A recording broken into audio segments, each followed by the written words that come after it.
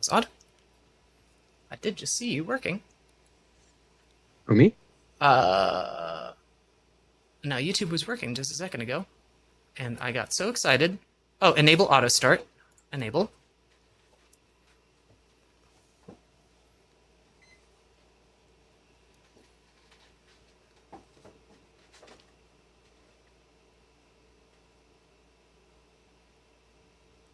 Good. Good. It should be started.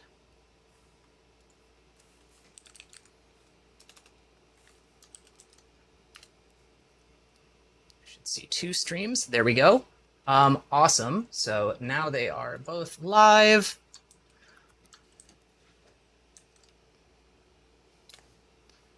Joink. Let me post that in here in Swoos.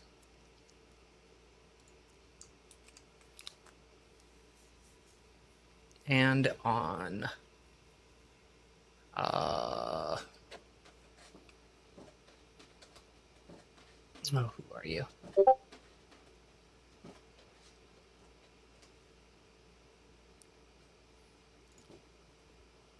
Heck yeah, and I'll DM that to you, and then now you have it. Okay. Hell yeah. So I think we're good. I think it looks like we are live on all platforms. I believe I have chat somewhere. That would probably be great. All right, awesome. I can see that. As long as Twitch is still running, which it looks like it is, then we are set. So I'm going to go ahead and pause that. Hell yeah. So whenever you are ready, I guess I could go ahead and say hi live. Hi YouTube, hi Twitch. It is your boy Duke Stamina. If you saw the title of this video, then you probably understand that I don't know much about Daggerheart. I guess my history with it is I picked it up at a convention last December. I picked the book up and have been kind of doing my best to teach myself this game. I've listened to a couple of Daggerheart actual play podcasts, but I've really been wanting to learn the art of DMing. I guess for me, as I've gotten older, I've been playing a bunch of D&D with my friends over the past couple of years, and it has been so good for me. I grew up doing improv theater, like when I was a youngin', and was also a musician up through, well, am still a musician, but a live performing musician until the time I was about 35. Well, I'm still doing live shows. Never mind. But I love being on stage, and I love getting to perform. And there's something about doing TTRPGs that is so cool and so special. Like, especially at the age that I'm at now, setting apart a specific, having a group of people to set time aside to play pretend with is like so good and so cool. So I am joined today by my friend Maydragon, who is here. Hello. Who I had posted today on the Daggerheart unofficial Discord server, looking to see if I could find someone who's a DM to kind of answer some questions that I've had about the game as a whole, and like, am I doing this right as far as like DMing is considered? Because I know that there's a bunch of things that I'm potentially doing wrong right now, and I want to learn the game better. And if you are here and you're watching, I hope that you can find some use in this as well.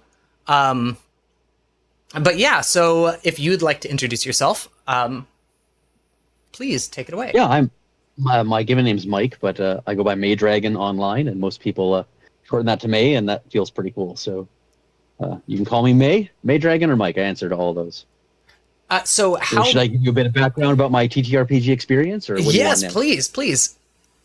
Yeah, I've been playing TTRPGs, well, D&D in high school in the '90s, and then I fell out of it once I hit the professional world, and I stayed out of it for a long time. I mean, I was always interested in it, but it just didn't have time for it until I had to take a big step back from my career in activism and because of chronic fatigue.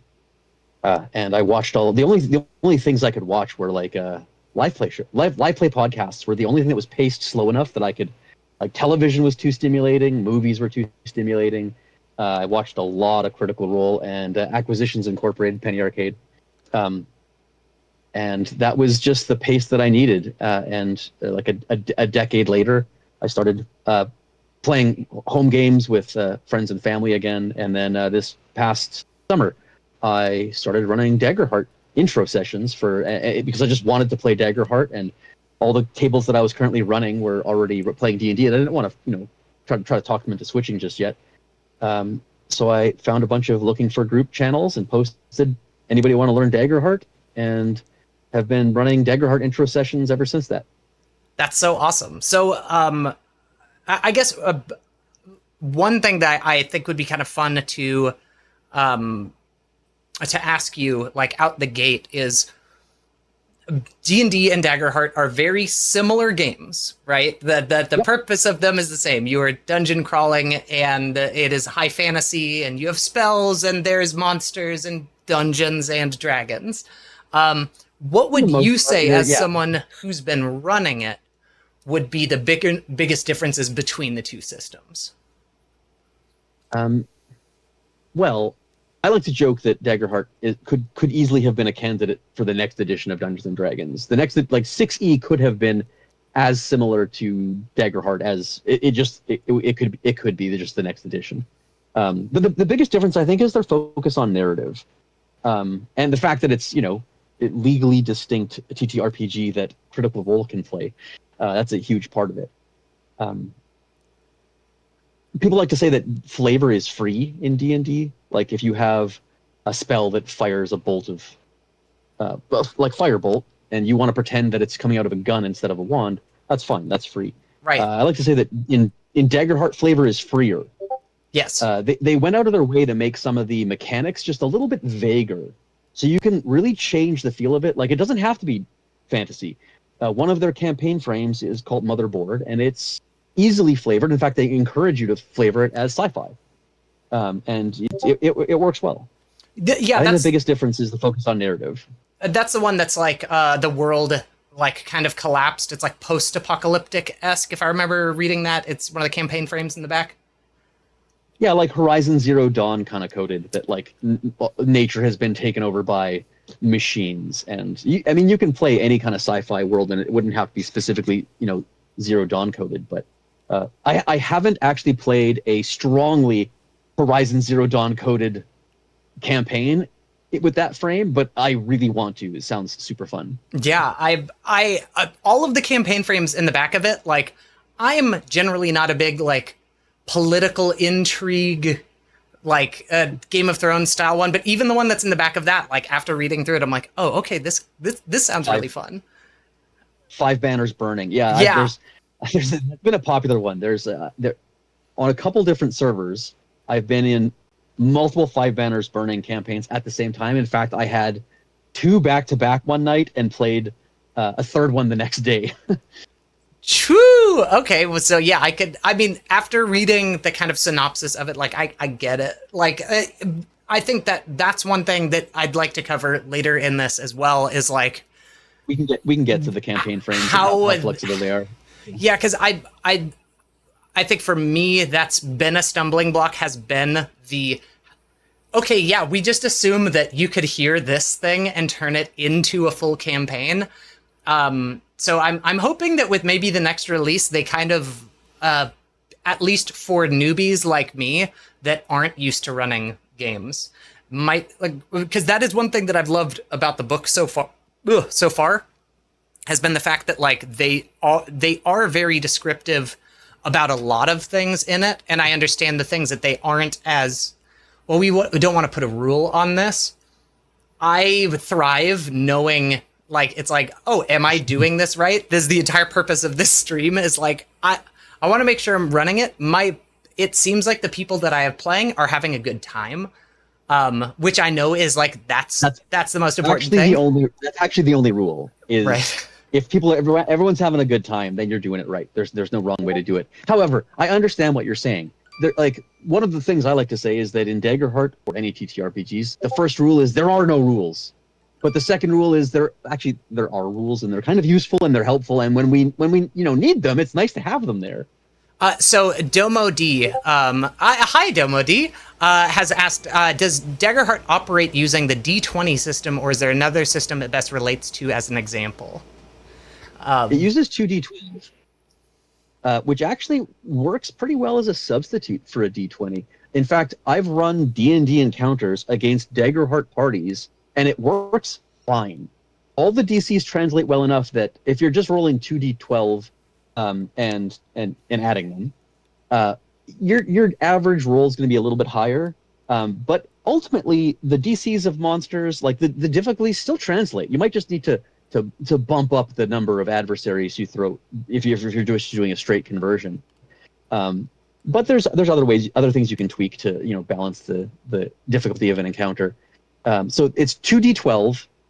One of them, they need to be different colors so you can tell them apart. If you're doing a dice roller and it doesn't do colors, you could just designate the first one as different than the second one. One of them is a hope die. One of them is a fear die. If your hope die is higher, that's rolling with hope. If your fear die is higher, that's rolling with fear. Whenever you roll duality and roll with hope, your character gains a hope. It's a resource you can spend on other things in the game. When you roll with fear, that's a resource the game master gains, and they use that to take the spotlight away from you. We'll get to covering what the spotlight means. Yes, God, this is so happy to find out. It replaces initiative, and it works quite well. It actually does something similar to the way I've been running my own D&D table for a long time, and I think a lot of people run it that way, and I think that's part of what inspired it.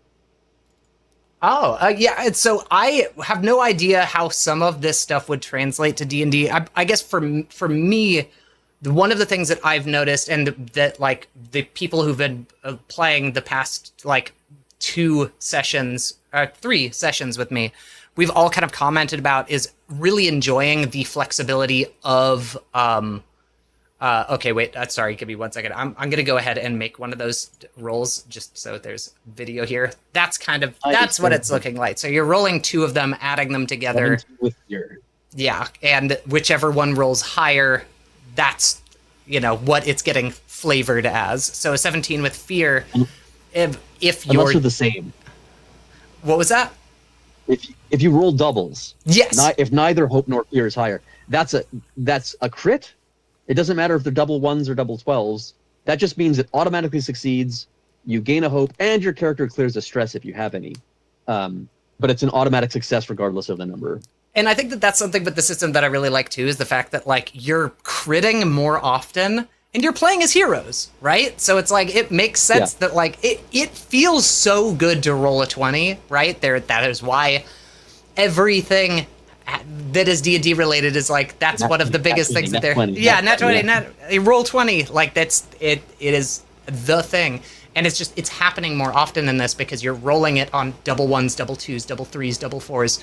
1 in 12. When you roll the first die, there's a 1 in 12 chance that the second die is the same number. So yeah, it's a slightly higher than the 1 in 20 chance of a crit. And there's no such thing as crit failures, because double 1s is I didn't even think about that. So the lowest you can roll is a 2 on your fear die and a 1 on your hope die, which will be a 3. The lowest you can roll is a 3 with fear. I didn't even think about that math. Yeah, that's it does seem to be much more forgiving to players. I think some of the things where you're transitioning from D&D to this, that kind of some of the big differences that it's kind of taken a little more time for the myself and players to kind of wrap our heads around, has been like how it uses armor or armor slots in this, and armor and damage HP. Both a little simplified and kind of complicated. It's different. I like it. It's a good change, I think. I, actually, I did have a question in regards to how. Oh, thank you for the follow, hedonist gamer. Um, as far as damage goes, I know that you have like I can't remember what the term is for like the light, medium, and heavy damage or severe damage. Yeah, minor, minor and major. Minor, major, severe, right? Yeah, So and are then there's those the optional rule of if you double the severe threshold, that's considered massive, but that's an optional rule. okay? So a bit of my backstory as far as learning the game, I I am a conversational learner. I need to be able to ask questions about things, or else it's really hard for me to read and process all of that information at once. And especially with things like rule books, Yeah, like totally. I have a hard time unless I sit there and go and like literally like read a section and go, okay, so how would that work? Like Yeah. I'm not, And my internal dialogue isn't doing that. So it's like I've gotten through yeah, about totally. And half the book so far. nobody learns basketball by reading the rules to basketball. You watch someone throw a ball through a hoop, and you grab a ball and try to throw it through the hoop, and now you're playing basketball. Like, just let's roll some dice, and then when I came online and wanted to learn Daggerheart, it was the same thing. Like, there was a lot of people reading the rules, but I just wanted to, like, session zeros are important. I'm not discounting session zeros, but what I wanted to do was create an experience where we just get into a voice chat. I tell you the basic rules, like maybe not even much more than what we covered here, and then make sure you have enough of a character that you can track your hope when you roll, and then I just throw them into a simple encounter, like you're walking down a road and zombies attack you, like super simple. Like no, I don't know anyone who's too uncomfortable with the undead and playing TTRPGs that they won't like mess up some skeletons. Right. And then that's it. Like now we've played it, right? Like it's just get people rolling and clicking and just get people trying it. So hopefully we can do the same thing here. Evan the Sean over on YouTube says Maydragon is a great teacher. I am learning that. Thank you for being here, Evan. Thank you, Evan. Yeah. Or Sean. It's Evan the Sean. So who could tell? Yeah, so I think that one of the big things that I've really enjoyed running Daggerheart thus far, and especially because I'm doing the quick start campaign right now with a group of 3 friends. One thing that I've really been enjoying has been because I started DMing a campaign of D&D about like maybe a year and a half ago.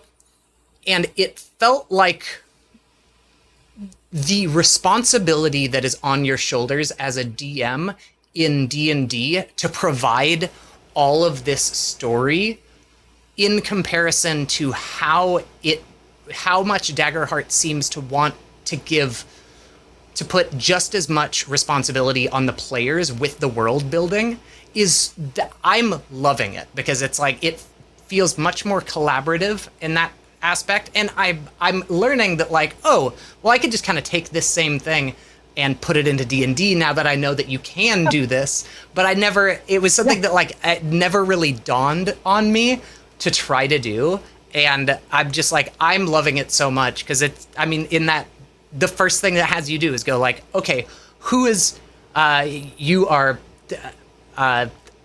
delivering this package for the king, you are on a carriage in the forest. Who's driving the cart? That's me. Cool, you spot something about the trees here. How are they distinctly different than all of the trees that you've seen prior to that? And I think that the fact that it gives you that right out the gate, I think that like it's such a well done quick start campaign to put that right up front, to be like, okay, so we just started. Now you tell me about the world. And I think that like when I got to get to that part with my group, I think that there's a thing that just kind of like clicks in your head, of just like, oh, you're not gonna just tell me what is happening. Like I get to decide too. I think that it makes it really fun and really exciting, and how combat is working feels much more I think that my one of my friends in that campaign had said it best, where it's like in D&D combat, it's easy to play your turn and then tune out until it's your turn again, because it's like, okay, well, in you're gonna Daggerheart, it feels like it's always your turn. Yes. You feel like you're on the whole time. I mean, it does depend on the table. Some tables do kind of regress down into a more turn-based method, and that's not necessarily the game master who does it. Some groups just, like, when you turn the spotlight over to the players, and I constantly remind them, like, the spotlight is with the players. It's up to you as a team to decide who takes the next action. You tell me. But as a game master, I also do monitor, like, hey, so-and-so hasn't taken a turn in a while. Yeah. Everyone, these three are collaborating. I just ran a session a day or so ago where the villain was getting away, and there was a ranger who had the ability to focus on them and see which direction they were, even though the villain was invisible. Right. And then there was a druid who would wild shape into a form that was very fast. So the two of them together, one was able to point and the other one was able to move, and they were able to constantly turn after turn after turn, spotlight after spotlight, find where they went, catch them, hit them, and they were ultimately successful when I thought that villain was actually... They had all the tools they needed to get away, but the players just played it well. However, partway through that sort of that chase, when those two players were hunting down, the rest of the players were sitting back and watching, and none of them were willing to, like, jump in and take the spotlight. So I drew a wavy line on the map and said, okay, we're going to do like a time split. Everyone over here, this has still happened. That's already happened. Nothing you can do that can change that. But I want to know what's happened in the past. So I gave them like cool. 2 or 3 rounds before they caught up and said, this is what's been happening in the meantime. And then after that, I started bouncing back and forth until they figured out a way to sort of like help each other from a distance and collapse that distance and bring each other back into the same sort of time frame. Because I didn't want to leave half the party just like doing nothing. They were enjoying watching their fellow friends play, but I wanted everyone to be playing. I think that's something that I was like, when I've been explaining, when I was like learning the rules of it, like that was one of the things that jumped out at me first, is like the concept of, okay, you know, if you have, yes, there's a BBEG. But if you have one person in your party who, this is their nemesis, this is like the person who killed Batman's parents, right? If you are playing traditional D&D where you're going down initiative, if Batman jumps on the person who killed his parents and starts punching him, and I'm there, I'm going to be a good friend and sit back and just keep on wailing, my guy. This is well, like, good for you. Now, I guess that is one thing that I am a bit unsure of when it comes to running combat, is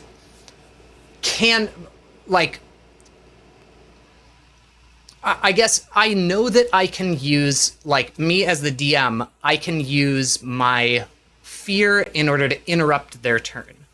Now, and what happens if they aren't generating fear as often? Am I just kind of sitting there like, all right, well, I guess you're gonna murder everything? Yeah.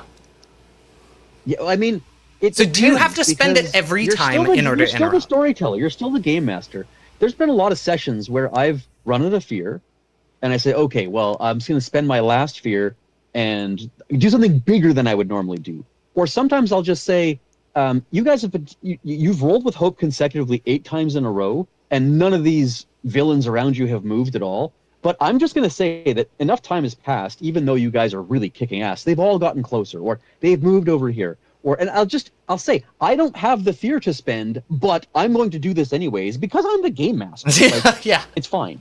Just do it, right? Like, ultimately, I mean, I saw a funny short, I can't remember who it was by, saying, like, imagine game mastering rock, paper, scissors.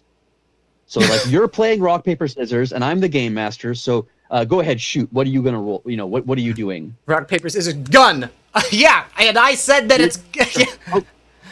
So now it's my job to say, okay, well, you pull out a gun in rock, paper, scissors. How does the world react to that? Is there you know, a ballistic shield? Do I have a rocket? Like, as a game master, if you'd said rock, paper, or scissors, I have to decide, am I going to throw the opposite? Am I going to match you, I'm not going to beat you, or I'm going to lose to you. Because as a game master, ultimately, you're not playing against them. Yeah. You're running the world in response to them. And Yes. I mean, that's not new for D&D. Everyone knows how this works. But it's no different in Daggerheart. So the fact that you don't have spear to spend is, think of fear more of a way of telegraphing to the players how dangerous a situation should feel. And if they do something terrible, like, oh well, I'm going to pull the alarm, and in this base that we've been sneaking into, you can say, oh well, great, that's an action that maxes out my fear as a game master. I now have 12 fear instead of 0, and I didn't even think about that. That's the consequence to the action you took. Like, there's no rule saying you can't do that, and you're the game master, so just use it to demonstrate how much trouble they're in. And normally, through normal play, that ebb and flow comes naturally by their rolls. When they're rolling like shit, and they none of them. Let's see. I have. Are we off stream? Are we off stream right now? Yeah. I pulled it down for a half second, and then give me like 1 second warning before you bring it back up. I did just click it. Oh, excellent. Good to know. Let me. Okay, so I see YouTube. It doesn't look like it's lagging. It should be good. Should be good. Let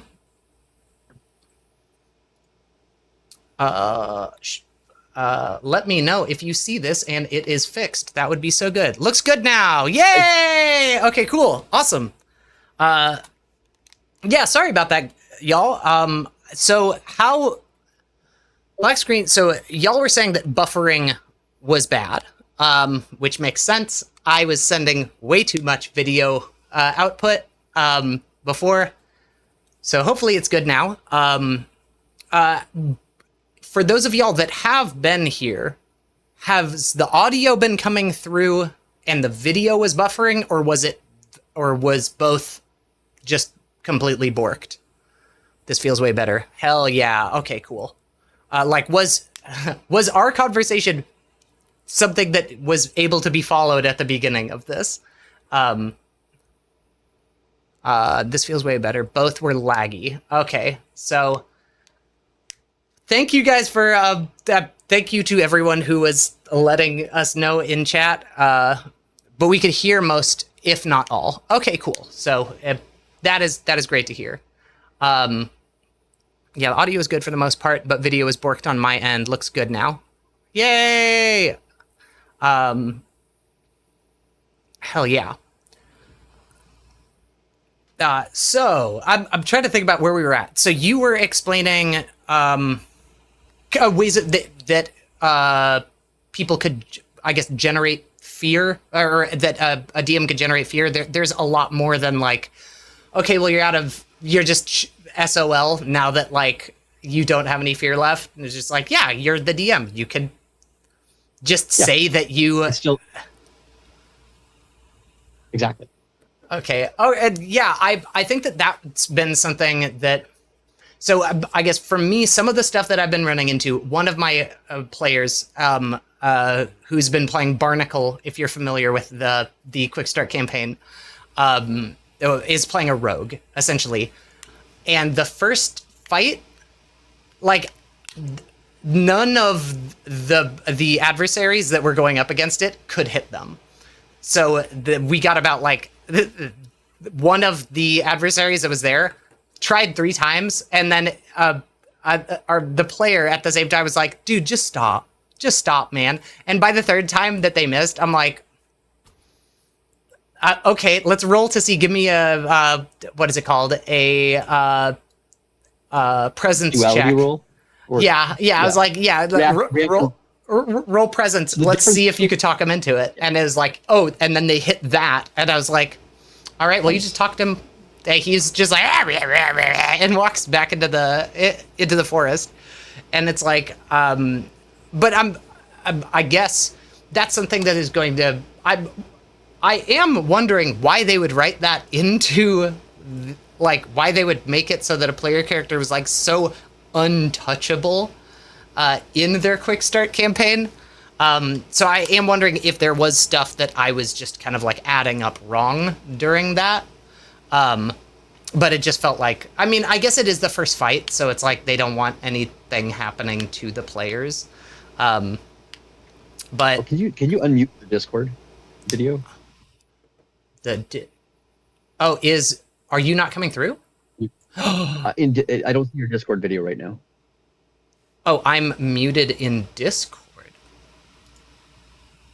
Audio no, video. I don't see your video anymore. Gotcha. There we go. Nope. Well, it should be. There we go. Now you should be able to see me. Awesome. Okay. There yes. We go. Back to the way it was before. Excellent. Yeah. No. Absolutely. I don't remember. So I haven't run the intro session rules as written. I tend to improv enough that I don't usually use written adventures. I'll look them over and get a sense of how they work, but I am way too improvisational. Like I don't plan stuff. I don't prep. I have enough stuff in my head that I can just run. I boast that I can run any world in any system at any time, as long as I have the system available. Like if it's in my head, I can run it. So I don't know specifically if there was a decision to make a character that was unhittable or if that was just luck. Yeah. Because sometimes the dice decide that. The dice decide just this character doesn't. Hey, this one NPC goblin, he's just not going down. He's invincible. He's going to be your BBEG. Like the dice just decide that. And that is like something that that's the exciting part about this game is the fact that it's like, oh yeah, you don't know how it's going to turn out. It's going to tell the rules. So it's like, and that has been something that I've really been like trying to, I think that is a bit of why it feels a bit difficult as a new DM to try to figure out how to write a story that is going to get stuck to, as far since the players have the superpower of like, the camera's on me, I can literally do whatever I want, and you could say something, and it is my job to go, no, I'm gonna do this, I know that there is like, it isn't improv because it's not all yes and, right? It's and again, that depends on the players, depends on the DM. You can play TTRPGs where it's all yes and you just never use the dice. That's allowed. It's not what I want to do. But, I like letting the dice. I like leaving room for the dice to say no or the dice to surprise us. Like that's part of the fun. And the whole idea of like, if it's written and you need to get them somewhere, like that philosophy in terms of railroad versus open world, three act play versus just pure improv, that applies to any TTRPG. Different systems recommend different things. The Daggerheart book describes a style of play that's different than most traditional TTRPGs, and I think they did that on purpose, not because the system has to be played that way, but because they took it as an opportunity to introduce what they thought would be an interesting way of guiding people into the tabletop experience. I mean, they're a group of actors. Critical Role, where Darrington Press got its name and its start. So they were kind of making a system that was optimized to the way they already play D&D, and then pushing it further, saying like, well, what if we did that even more? What if we were even more collaborative? What if we were even more improvisational? So that's kind of cool. But you can take the Daggerheart math system and play it just as rigid with initiative as a replacement for D&D, and that also works. There's nothing stopping you from playing Daggerheart's narrative style with D&D math or vice versa. I think I've been, like, as an artist and as a musician, I've always had this like thought in my head of you should know the rules before you break them, and I think that is like that kind of has translated into my confidence as a DM in maybe a more Can I offer a tweak to that philosophy? Yes, please. I understand in art, absolutely. Know the rules before you break them. That's great advice when creating things to understand how, classically how it was done. With TTRPGs, I feel like you need to differentiate between breaking the rules on purpose and then breaking the rules. One of the rules is if you're not sure what a rule is, just make it up and keep going because that's more important to the flow of the game and fun. But if you're gonna homebrew, if you're gonna change the rules, learn the rules before you change them. Otherwise, at the table, when you're like, what, I'm not sure how that's supposed to work. I think this is the way you're trying to do it right now. I don't think that's rules as written. It's fine. We're going to say that works in this case. I'll look it up later. I'll look it up. We'll come back to it. And then we'll play properly after that. Or maybe we'll look it up and we don't like the way it works. And we'll decide that, yes, this is our homebrew. And this is how we'll do it for now. So in the moment, break all the rules. Don't feel like you need to learn them all before you break them. When you're a new GM, if you have people at a table and you're playing and it's fun, keep going. Don't worry about what the specific rules are supposed to be until after the fun. Then you can go look it up and homebrew it later. That's when you should learn them before you break them. That is a very freeing way of putting it. That I'm hoping that Brain, are you listening? Brain, listen, hear that, remember that, because I think that is something that will kind of get me caught up in the moment where it's like, oh yeah, everything's going good, and it's like, okay, so I want to do this thing, and it's like, how the fuck do I respond to that? And we've been kind of handling it in our own way with that, but there have been a couple of things where, like, for instance, something that I'm still, like, trying to wrap my head around is, like, a difference between, like, in combat, I know that there's a tag team role, and then there's a group role, right? Different, yeah. And they seem, my players were asking me, like, what the difference was between that, and I was like, they're very different, actually. I don't know. They're almost opposite ends of the spectrum. Terminology aside, like, it can be confusing which one's which, but a group role is when there's enough players trying to do the same thing, or they need to collaborate to, we're all going to sneak down this hallway, or we're all going to climb this building, but, one of us has climbing gear, they can help everyone. That's where you use a group role, where you're like, okay, well, I'm going to have everyone make a reaction roll. Right. Reaction rolls. So the difference between a regular roll and a reaction roll is reaction rolls don't count for stress and fear. You just take the number. You ignore the hope and fear. Sorry, I said stress. You ignore the hope and fear. You just take the number. So that is reaction rolls in Daggerheart as a whole. Yes, okay, so reaction rolls don't generate hope. They don't generate fear. I'm going to write that one down. So I do have, and I know you're using Foundry. Foundry actually has a little button for reaction roll, and when you roll it, it doesn't add the color of hope and fear on it. It just gives you the number. Yeah, because I think that might have been something that was happening before, where it's like, it just seems like there's a lot of hope being generated all the time. Well, and that can be a problem if you let it be a problem, but it doesn't have to be. Like, one of the things, I'm a very permissive game master. I tend to give my players all the rope they need to hang themselves. I yes and them a lot. They're like, I want to ride a raptor. I'm like, sure, you can ride a raptor. If there's dinosaurs in the world, then all of a sudden now the T-Rexes are things you have to worry about, right? Like I will always up the ante. Anytime they ask something like, I want a laser gun. Sure. Guess who else has laser guns? Like, everyone else. Yeah. That's the world we're playing in. I'll just take whatever they ask for and then adjust the world to match what they want. So when my players rest, if they're somewhere safe and they're trying to cheese it and say, can I take a short rest now and then a long rest later because I want to generate? I'm like, yeah, absolutely. In fact, you guys, you're safe here. Just everyone max out their hope. Yeah, I'll take 6 hope. And we'll start the next encounter and you guys will all have 6 hope. And that's fine. I didn't even think about that as a possibility. Like, oh yeah, I can just rest after my rest. And then, oh, look at how much hope I have. Yeah, wow. My players are in chat. Do not get any ideas. Yeah. No, take the ideas. Yeah, no, I'm taking yours too, where it's like, oh, you want to do that? Yeah. Sure. Max out your hope. Yeah. We'll see what happens.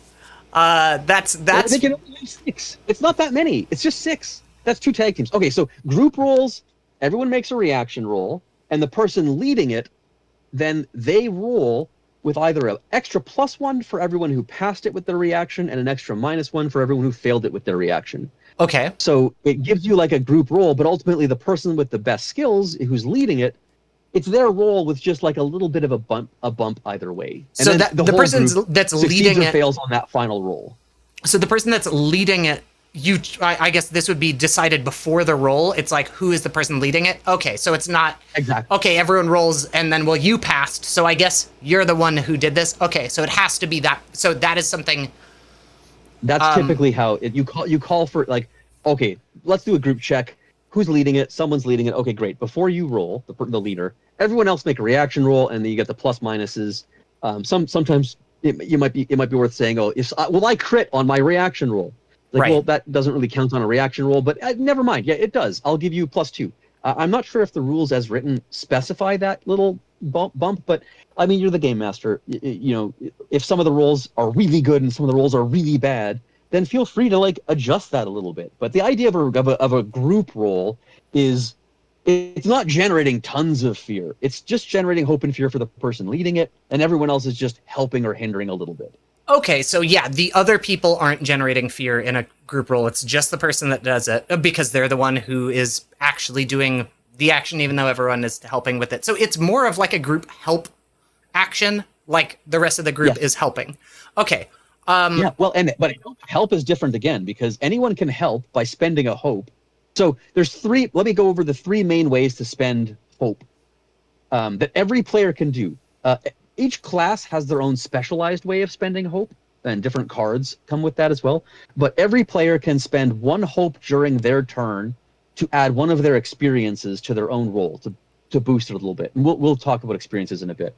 And then every player can, during someone else's roll, they can spend a hope and say, I want to help them. And now they have advantage, which just means that player's rolling with an extra D6. Oh, that's right. They roll way, D6 advantage in this. That's right. Yeah, advantage is just an extra D6 on top of the 2D12. Disadvantage is an extra negative D6 on top of the 2D12. They cancel each other out, but advantage stacks in Daggerheart, which is a rule that's a little bit hard to find. If you have double advantage, you roll 2d6 and take the higher and add that to the 2d12. If you have triple advantage, you can roll 3d6 and take the highest. So okay, so you're only ever adding 1d6. Okay. Oh, that seems fair. All right. It just shaves the odds up and up and up just a little bit. You know, yeah. That's good. So it's I think that has been that, but I don't even think that I think that when they rolled advantage, I was having them roll D20 style advantage. If you just roll it again. Oh yeah, that's way too powerful because you're already critting, because your crit chance is already almost double. Yeah. If you allow them to roll with D&D style, it's like roll twice and take the better. First of all, what's higher? Because there's the hope and fear, right? Like, and then the chance of crit being up. Like, it's too much. So the extra, just bump it up by a D6 for an advantage is it does increase the maximum more than what D&D advantage you can't roll above a 20, but with Daggerheart advantage 2d12 plus the d6, you can get up to a 30. Yeah, that's the math is starting to click.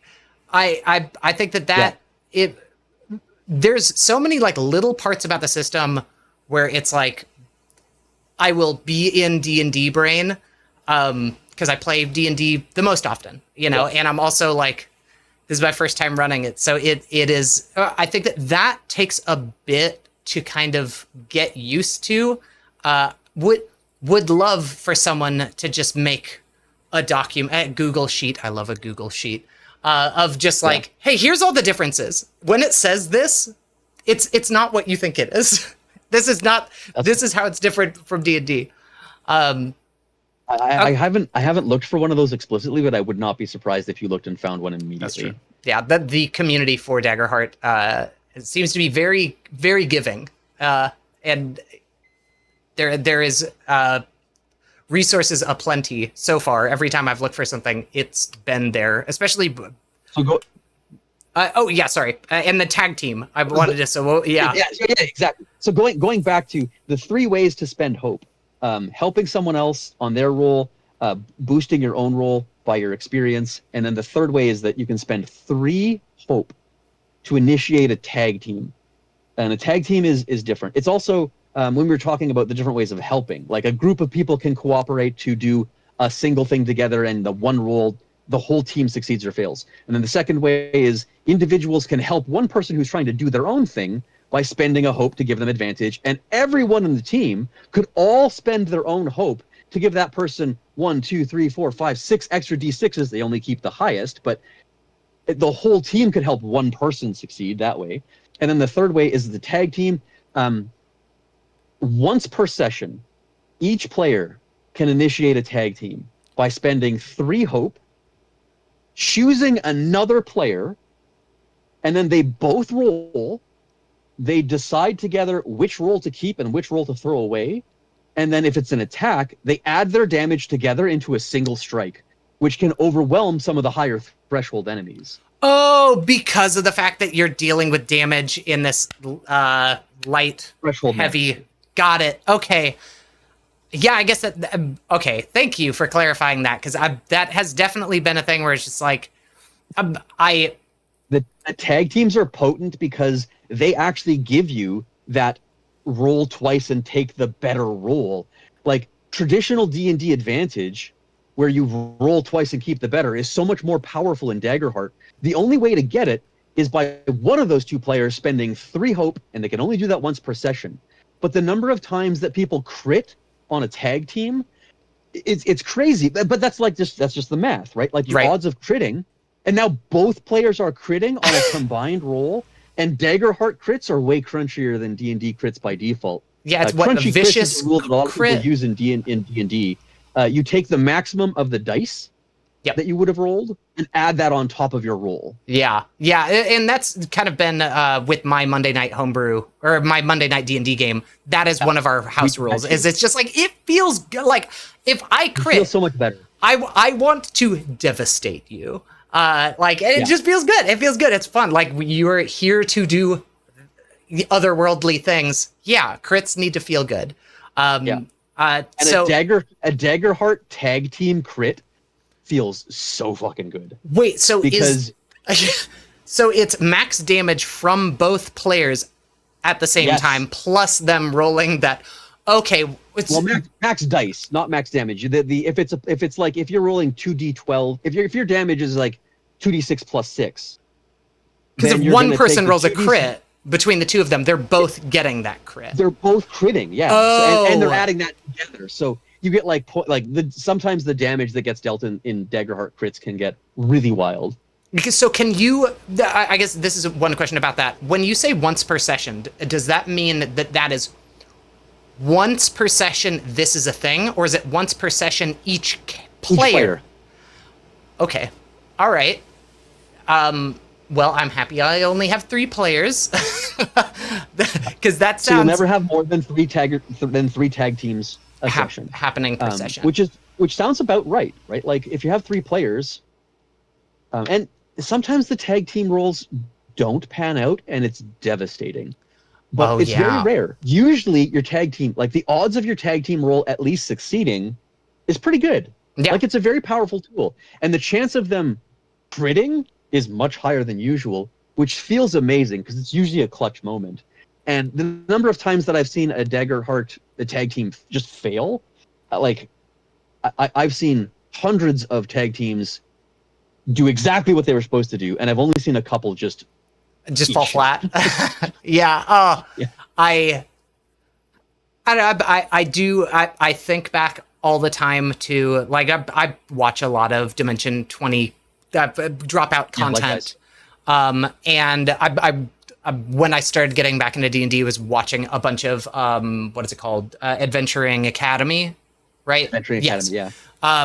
And I think that oh my God, it just listening to people who understand the game talk about the theory behind it, like, oh my God, I could listen all day. But it's like one thing that really stuck with me is like kind of changing the way that you're looking at like I think at one point it's like I would rather dice roll hot towards like very high and very low than be rolling like 10s the whole time.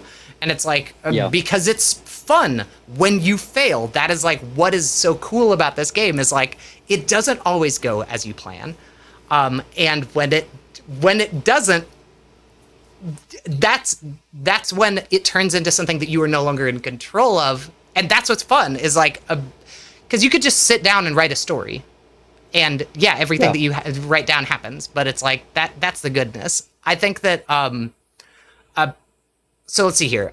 We've covered a bit of the combat. Let's go back to your list. Let's go back to your questions. Yeah. So I think I wanted to start off with basic combat mechanics, aka am I doing this right? Which I guess one thing that I've learned, reaction rolls do not generate fear and hope. So I think that I might have. Are those the only kind of rolls that are not generating fear and hope? Are reaction rolls, or are there other? So everything else, every other time that you're asking them to roll, like the rule of thumb is so the reason, and this gets a little bit, there's a little gray area there. So the idea of when the player takes the spotlight to make their action, they can move and roll, and then generate hope or fear. And then that's their spotlight. If they fail the roll or they roll with fear, they're going to lose the spotlight. You, as the game master, will take the spotlight and narrate the consequences. If they want to do a thing, if you're asking them to roll because someone else is hitting them and they're making the equivalent of a D&D saving throw, right? Like something is happening to them, you're asking them to roll. Then that's usually a reaction roll, and that shouldn't generate, right? So like, if someone does an action and that triggers a reaction that triggers a reaction that triggers a reaction, you don't want to be generating hope and fear for all the other reactions, right? So like every beat of the story is meant to be like, here's the action that's taking place, and everything else that's a reaction, that doesn't generate hope and fear. It's just it's what's happening in this spotlight. However, a lot of people play D&D this way, and there's no reason to not play Daggerheart this way as well, where players want to do things that are kind of inconsequential. Like, I want to roll to see how fast I can run up that hill. And like in Daggerheart, there actually is a mechanic for running a distance greater than what you can move normally. But there's always all these other kinds of little inconsequential things that players would want to do, and you don't necessarily, I mean, maybe you do, but you don't necessarily want those to be generating hope and fear every time. So you can just call for those to be reaction rolls as well. But then it gets into the debate of, well, how insignificant of an action does an action need to be before we should call it reaction versus action? And there's no hard answer to that. That's, again, why we have a game master. That's just kind of up to you. It's your job to be the referee and make that decision, So let's see here. With most combat, I guess unless the party is in, like, I guess one thing that might be there, like, confusing me as well is, like, is the party just generally always going to be the one that starts the fight? I mean, I guess, or unless you're, like, ambushed, like, is there ambush rules in this where it's like, oh yeah, so it's not like D&D where it's just like, oh yeah, they all get to go before you, or is it really just like, yeah, someone came out of an alley and punched you? I guess, yeah, now that I'm thinking about it, as the game master, there's nothing stopping you from saying, as you step around this corner, you're surrounded by enemies, and they all open fire because they were all waiting. And I'm going to narrate all these different attacks. You're taking all this damage. Does this hit you? Does this hit you? Et cetera, et cetera. And then once you feel like the consequences of their actions stepping around that corner are handled, you turn the spotlight over to the players. Okay, yeah. So it is just kind of from doing that. There's nothing stopping you from ambushing your players that way in D&D or otherwise, because you still, as the game master, you have to say roll initiative. Yeah. Right. But in Daggerheart, instead, you say the spotlight is with the players, or I'll turn the spotlight over to you, or. So is that something you're often narrating? The way I'm running things, I usually let them have the spotlight most of the time. I'm waiting for them to do a thing that then triggers the consequences. Like, I'm not a very narrative DM where I will like describe the scene for a long time and then describe, like, I usually start with, here's where you're at, what are you doing? Yeah. Yeah, and kind of just put it on them to be like, okay, well, what do you want to do here? But Yep. how do you deal with, I guess, having been someone who's been on stage and streamed as well? I do have a hard time with like dead air. So sometimes like the second that it'll get quiet and I'm not hearing like, hey, what do you want to do? And I'm not hearing anything back, I start going, oh, I'm doing a horrible job. It's like, I know I just need to like not worry about that. And I know it'll come with time, but like, now what do you do when in those situations where it's just like, okay, so you get it down. What do you want to do? Well, when it comes to dead air, that's definitely a problem if you're trying to be entertaining on a stream. But if you're at a table with friends in private or in a negotiation, being silent is super powerful. Huh. Yeah. Yeah. Okay. That makes sense. I I think that it's just, I guess, a bit nerve wracking. It's like a kind of jarring, because it's like, I don't know. I with all of the people who I'm playing right now, I've been asking like, hey, can you have camera on? Just because it's easier for me to be able to read. Yeah. Like I need to read a face to see like, hey, is this part engaging you? It's just, it makes it a lot easier for me to know, oh, is this hitting, or do I need to start taking the story elsewhere or get on to the next section? Am I starting to lose you? You could also narrate the silence. You could say, you've entered this field. There's a zombie ogre asleep at the center of it, and any move you make, any branch you step on might awaken it, and you know this creature is more powerful than you're prepared to tackle. What are you going to do as this zombie sits there sleeping? The spotlight is with you. I'm going to wait until one of the players has an idea on how to proceed, even if it's just taking a deep breath, holding your breath. In this pause, in this moment, in this silence, how are you proceeding? Let me know when someone is ready to interrupt this silence and take an action. As time passes, you hear crickets. You hear the breeze blowing through the trees.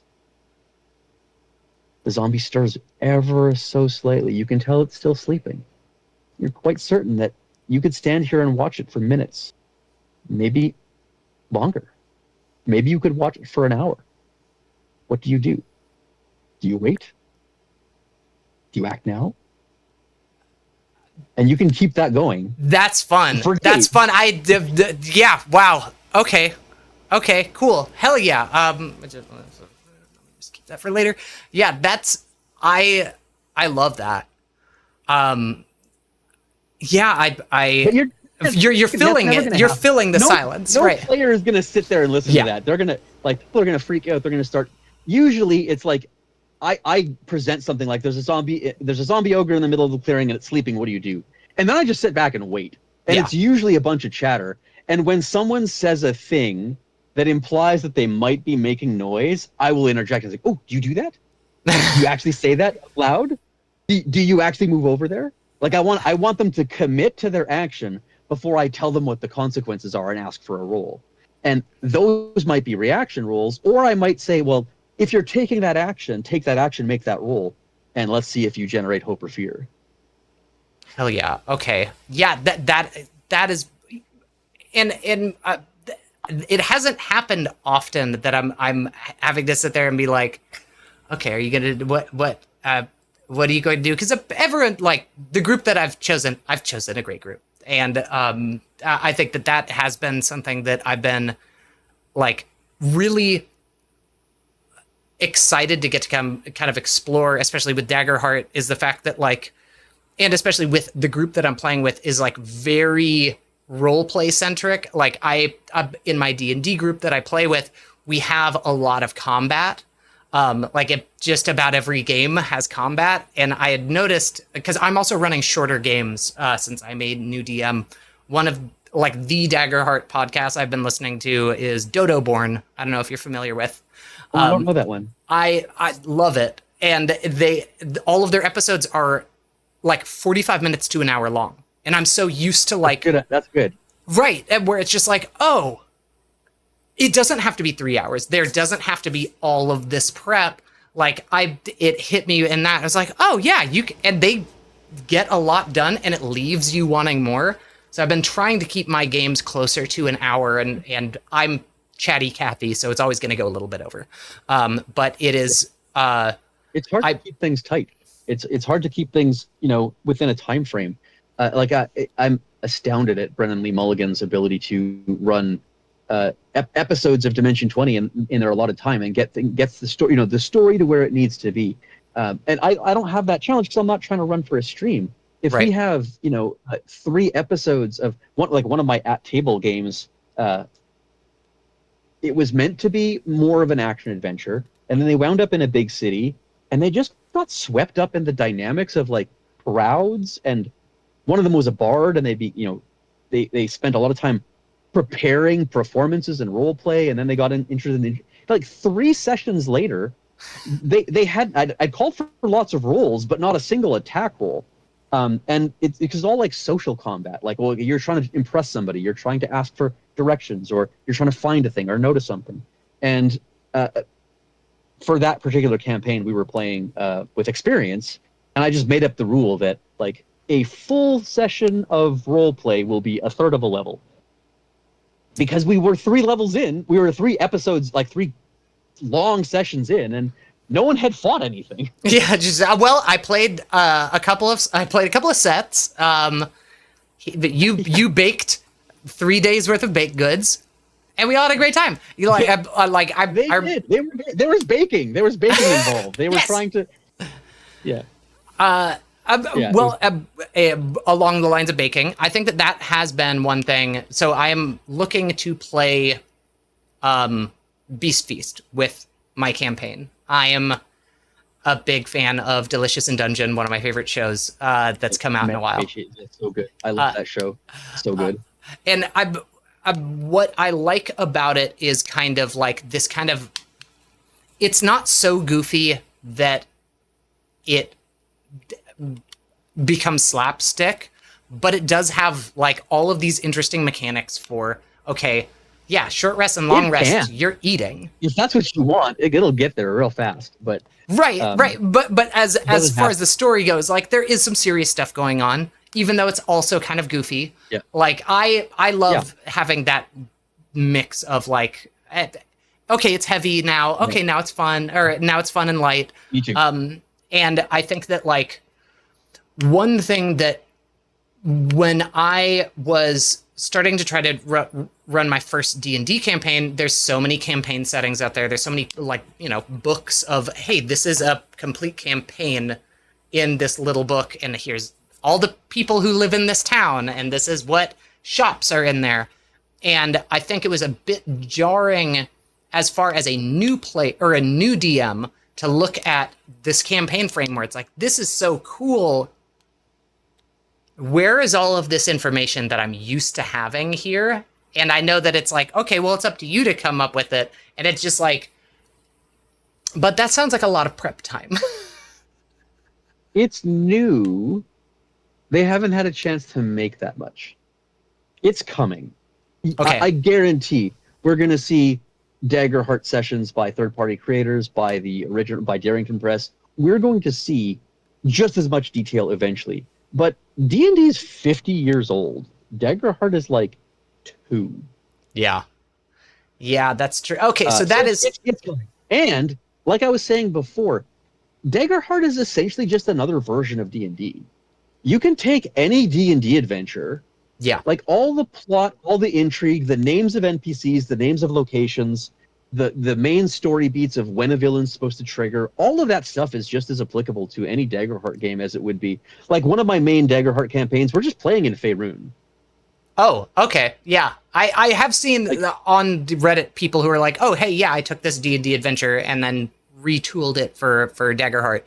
And I I definitely do appreciate that, because I think that is, at least as far as where it is right now, that's something that it, again, that thought of like, oh, I should know the rules before I break them. It's like, okay, well, write the rules, write this whole story, even, well, or write the rest of the campaign, all the in between. Like, it would have been nice if they were like, hey, here are the monsters you're going to run into, or here's a good compendium of monsters that are in the back of this book. I guess we're still waiting for a monster manual with this as well too. So there's just there's enough monsters in the main book that it works, and I think they're gonna keep with the collapse model, where every book they put out will be themed, but will have a little bit of all three things. It'll have some chapters for the game master, some chapters for the players, and enough monsters that you can run an adventure. The campaign frames are less about the specific adventure, and more about it's what type of campaign do you want to run. Yeah, it's not actually a campaign itself. Most veteran D&D players have dozens of campaigns in their head already that they've been through or know how to run. Like my first Daggerheart campaign that I got into online was a Descent into Avernus. Is that a playing long running D&D? No. Oh, yeah, it's a long running. That's just a standard D&D like. And we're just playing it with Daggerheart instead. And like when you have adversaries that the D&D module tells you to pull in, it's usually fairly easy to find an analog. Or like I was saying before, I've just run D&D villains, like hit points and everything, against Daggerheart characters, and it's compatible enough that it kind of just works. Huh. Okay. Heard. One of the biggest questions is there's a common feature is making, like, if your player has a feature that adds stress to a villain, and it's a D&D monster that doesn't have stress to lose, just max out their stress, which means now they're vulnerable, which means now everyone has advantage to hit them. So just say they have no capacity to absorb stress. So it's one advantage, but maybe their hit points are a little higher, or like it kind of comes out in the wash. Yeah. It doesn't. It's not meant to work together, but it does. Yeah. We just got someone in chat saying, so I just finished setting up my a character for my first Legends in the Mist campaign. Any advice for someone who has only ever played D&D? Any advice? Legends in the I haven't played Legends in the Mist. I'm not super familiar with it. Yeah, I'm. Oh, is Legends in the Mist a Daggerheart? Is that Oh, okay. Yeah, no, I think that it is a different system.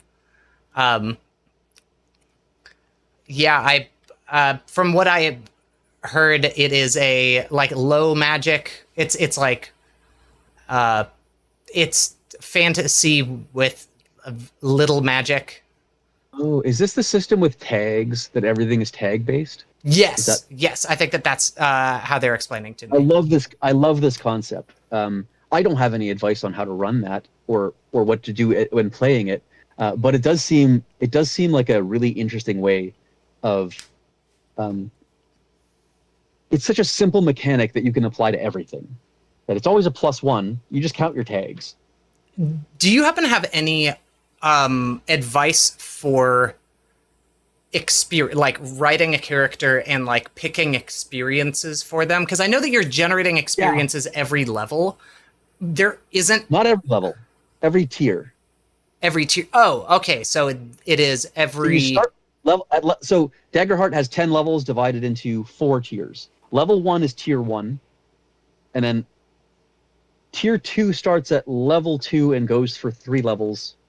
Each tier after that goes for 3 levels. So 2, 3, 4, that's tier 2. 5, 6, 7, that's tier 3. 8, 9, 10, that's tier 4. There's a few features that are keyed off of tier, like when you take a short rest, when you choose to repair armor, instead of clearing all your armor like you would on a long rest, you instead clear 1d4 plus your tier. Oh, got it. Okay. So and then level up options. There's certain level up options that you can only do once a tier. And adding experiences is one of those things. So at level 1, you have 2 experiences to start. You gain a 3rd experience at level 2, the beginning of tier 2. You gain a 4th experience at the beginning of tier 3, and a 5th experience at the beginning of tier 4. Okay, so the most you're ever going to have is what, 6 experiences? Five. Five? My math is real bad. Yeah, four tiers, but you start with 2 at the beginning, so 4 plus 1. Are there like places online where like, do you have any sort of like good resources as far as like, hey, here's a great list of experiences if you're having a hard time coming up with them? Right in the character creator, there's a list of examples. But the advice that I give, because it is overwhelming, the idea that, for anyone who's not familiar, it's just a blank square. You write anything you want in this, and it starts as a +2. And thank you for the follow, Evan Omega. When it's applicable, you can spend a hope and add that +2. The first thing I'll say is it doesn't break the game if you want to be cheesy and take lucky as an experience. If you just say, I want to at any moment say I'm feeling lucky and I want to spend a hope to gain +2 to this roll, that's not game breaking. Yeah, I guess because it's only you're only ever getting a +2 out of it, and you have to spend the hope. You can increase it later. You can on one of the level up options is to increase 2 of your experiences by +1, and you can do that I think once per tier. So if you increase, let's say you took lucky as your first experience. Yes. And then at tier 2, you increased it from 2 to 3, and then from 3 to 4, and then from 4 to 5. So you could say at any moment I'm going to spend a hope and gain a +5 to this roll at level 10. Like that's not game breaking. Yeah, because at level 10, you're still spending a hope to do it. Right. You're still spending a hope to do it. So it's still based on a resource. But the thing is, it's less flavorful. So to say I just want to always have that available, yeah, that's fine. If you just want to play cheesy, but most players choose something less applicable. Yeah. And my advice is pick one of your strengths and increase it, and lean into it, and pick one of your weaknesses and mitigate it. That's so if you're playing an ogre and you want to be strong, sure, put strength as your +2 to start and make your first experience really strong. And then anytime you spend a hope, you can now, instead of rolling with a +2, you're rolling with a +4. And then if your knowledge is your dump stat, if you're putting your because you have to choose when you're choosing your stat array, you have 1 +2 to assign to one of your 6 stats, 2 +1s, and then 1 -1. Yeah. And the remaining 2 are just automatically 0. If you put your -1 on your knowledge, and you're this big, strong ogre guy, and maybe your second experience is not as dumb as I look. Oh, so that's fun. Once in a while, you can spend a fear. Spend a hope, and add that +2, and now instead of a -1, you get a +1. As far as my understanding of hope and stress, are they interchangeable? Like when you run out of hope, can you spend stress in? No, they're more specific than that. Stress. So, it's a little bit arbitrary. Some abilities say spend a stress 2. Some abilities say spend a hope 2, and very rarely are they interchangeable. There's sometimes when they overlap a little bit, but stress is more like hit points light. Okay. When you've run out of stress and something forces you to take a stress, you take a hit point instead. Okay, because I that was kind of where I was. On stress, you're vulnerable. If you have no stress left, every attack against you is made with advantage. Which in Daggerheart, the players are rolling with 2 d12s, but the DM is still rolling with d20s. So with advantage is, but it's d20. Okay, so you're rolling again.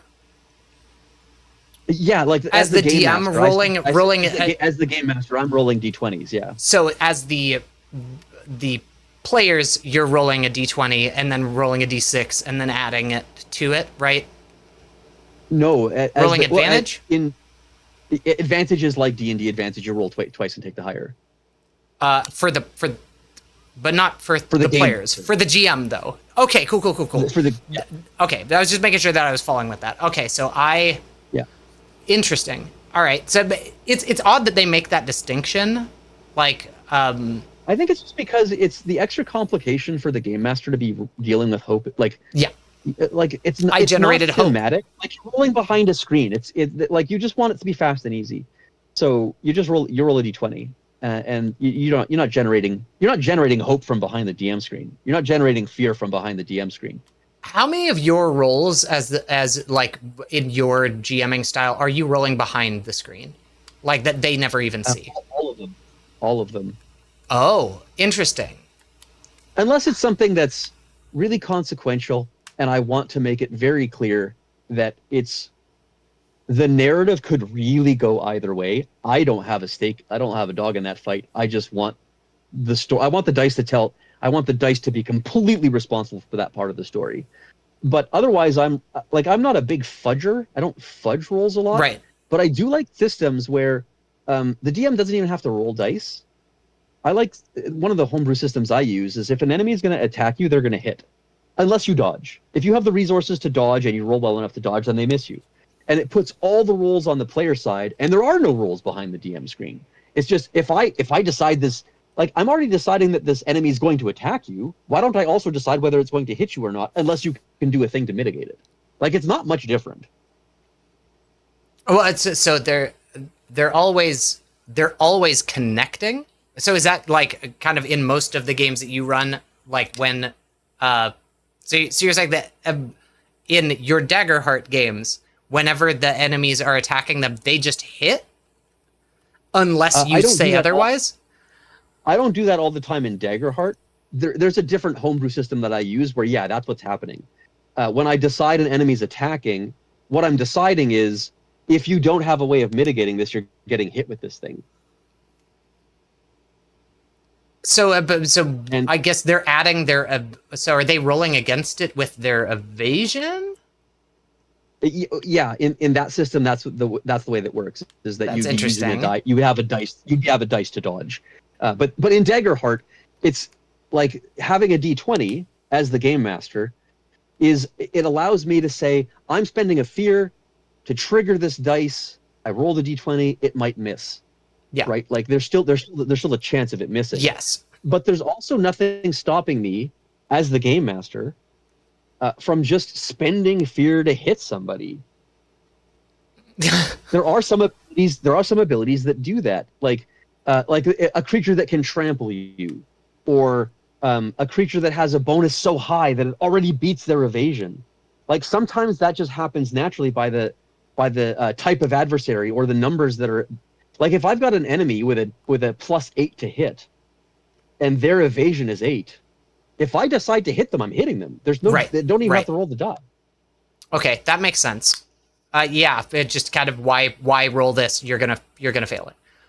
Okay, that makes sense. Yeah. So, and sometimes narratively, it's more important for me to hit them and let them trigger their abilities that mitigate damage than it is to know whether or not like. There's one feature that the Guardian has called Unstoppable. Yeah. Where they can lower the damage by a threshold automatically while they're unstoppable.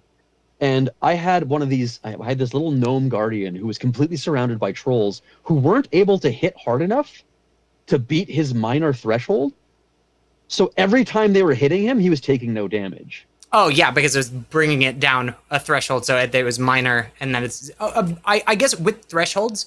When you get into higher levels of play, because all I've been playing is level 1, right? Sure. Yeah. Are the thresholds like, is it always 1 damage to 1 HP, 2 HP, 3 HP? Or does like, what does like a level 10 character, how many hit points are you working with like the characters and the monsters? So with the characters and monsters, with the monsters, it can be wildly different.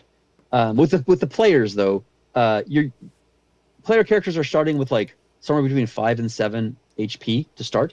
Yeah. And then at level 10, they're going to have somewhere between like, I don't know, 8. I mean, it's possible to not raise your hit points at all. You could just never take that option and be at level 10 with 5 hit points still. You could do that. But there, you can easily get to like 10, 12, 13 hit points depending on your character build. Okay. So it's never going to be in like the 20s and stuff. Like because I'm used to D&D where it's like, oh yeah, I've got 100 and something HP at level 10. Yeah, you know. No. Okay. Your major threshold might be like 50 or 60 or something, where you don't take 3 hit points unless they deal like 60 damage to you or something like that, depending on the build. But okay, yeah, I think that has been something that I've just been wondering how it's going to extend it into like end game, because it's like in D&D terms, it's like you have 8 HP, you're a level 1 wizard. Is that what you are? And it is kind of like, I guess, hard to wrap my head around. I kind of wish they didn't call it hit points. I kind of wish they called it injury. In fact, my homebrew system. Oh wow, that's a way instead. better way of explaining it. Yeah, you can take like, so many injuries. Yeah, exactly. Like you stress, that makes sense. Injury, and then hit points, damage. Like you don't actually need the word hit. Hit points are a throwback to the original chainmail, when you had little guys and it's like you hit them and they die. But this little guy, he's bigger. He can take 2 hits. Yeah, you gotta hit him twice. He's got 2 hit points. Like that's where it comes from. Huh. And now we play video games where it's like, well, I have 400,000 hit points. Like what the fuck is that? 3,000 HP. It's like and a hit. Well, but my hit doesn't do 1 hit point. My hit does 10 hit points. Wait, so your 10 counts for your hit counts for 10 hits. 10 hits. But I can take 10 hits. So when your 10 hit point hits me and my 10 hit points, like now I die in 1 hit. Now you're one-shotting me. But like, yeah, it's because it's a hit. It's how many points, like, don't call them hit points anymore. It doesn't mean anything. Yeah, I never have ever even considered that, because I've like Final Fantasy VI was like the RPG that like got me into that, or 3 US. HP. And it's like, so I've just been, HP has been that's just the understanding there. Okay, so I guess as far as I want to run Beast Feast, I want to expand what it says, what the beginning is, right? How do I take what is there in it and expand it into my first session? Like, well, your first session is easy because you know where it starts, right? And your players aren't going to be like, your players aren't getting to the bottom of the dungeon in the first session, right? So first session, no problem. Just run it. Okay. Don't even know where you're going before you start that. Let's talk about the final session. Do you want to have a final session, or do you want to play this game forever? I want them to have a final session. Okay. How long do you want? How deep is it? Do you know? Yeah. How long do you want it to go? The number of sessions that you want to play for might give you a sense of how many levels of the dungeon you need. Huh. Yeah. I'm like, I think that I'm so used to like my D&D group where it's like, it kind of feels like we go until Steam starts getting lost, or in the case of the game that we're at right now, it's like, how high, like I'm playing, I should not have played a wizard. I do not know, like that is one thing that I'm really enjoying about Daggerheart is there is not 7,000 spells that you could possibly know, and they're all named something that seems like it would do one thing, but it does something completely different. Totally different, yeah. Yeah, if Daggerheart coming in right now, it's like it feels like, oh, I could know this front to back. That feels accomplishable, but D&D just has lost that. So it's like, that is interesting. So I guess, take into consideration how long you want to tell this story over, and then kind of decide from there. So, okay, so say I have my first session, first session is applicable for D&D. That advice is applicable for D&D as well, right? Yeah. Like if you're planning a campaign and you want it to end, have a sense of where the end is Yeah. in terms of like time, right? Like if is it a 3-shot, then you know that you want to get a third of the way in the first session. Is it you want to play for a year and you're playing once a month? You know, you get 12 sessions. Yeah. Yeah. That's been a big thing with this is like, I wanted to go for an hour because it's a lot easier to get people to commit to once a week. And what I feel like I need to like get the comfort and the confidence with being a DM and making the decisions is I know for myself, like if I practiced guitar once a month, I'd never get good at it. Or it would take forever. And it's like, I would like to be able to go, hey, I am good at this. So I'm trying to aim for less lengthy sessions and more frequent. How close to the cartoon do you want to make it? So I think because it would be really fun. It would be really fun to make something vaguely inspired by Delicious in Dungeon, but completely whole cloth unique. That'd be cool. Yes, it would also be cool to get to play through a season of that show of Delicious in Dungeon. That would also be super fun. So you kind of can't go wrong. Yeah. It's kind of up to you which side of that spectrum you want to fall on. I would suggest steal the pace of the first season. Look at the final season, look at the final episode and say, yeah, here's the environment I want them to be in. That's really smart. And here's the magnitude of the enemy I want them to fight. And then look at the other episodes and use that as your ruler, as your benchmark.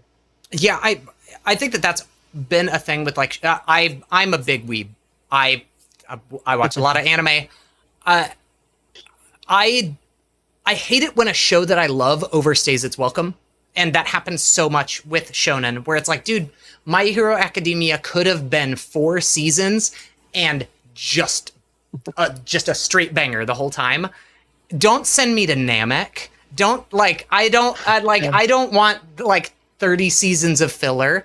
So it's like I'm thinking about it in anime terms of like, oh yeah, I want to run a thing. Like I want to give enough time for my players to be able to start as one character and go through their journey and become, an idealized or way more horrendous version of themselves by the end of it. Like I want to give time for that change to happen.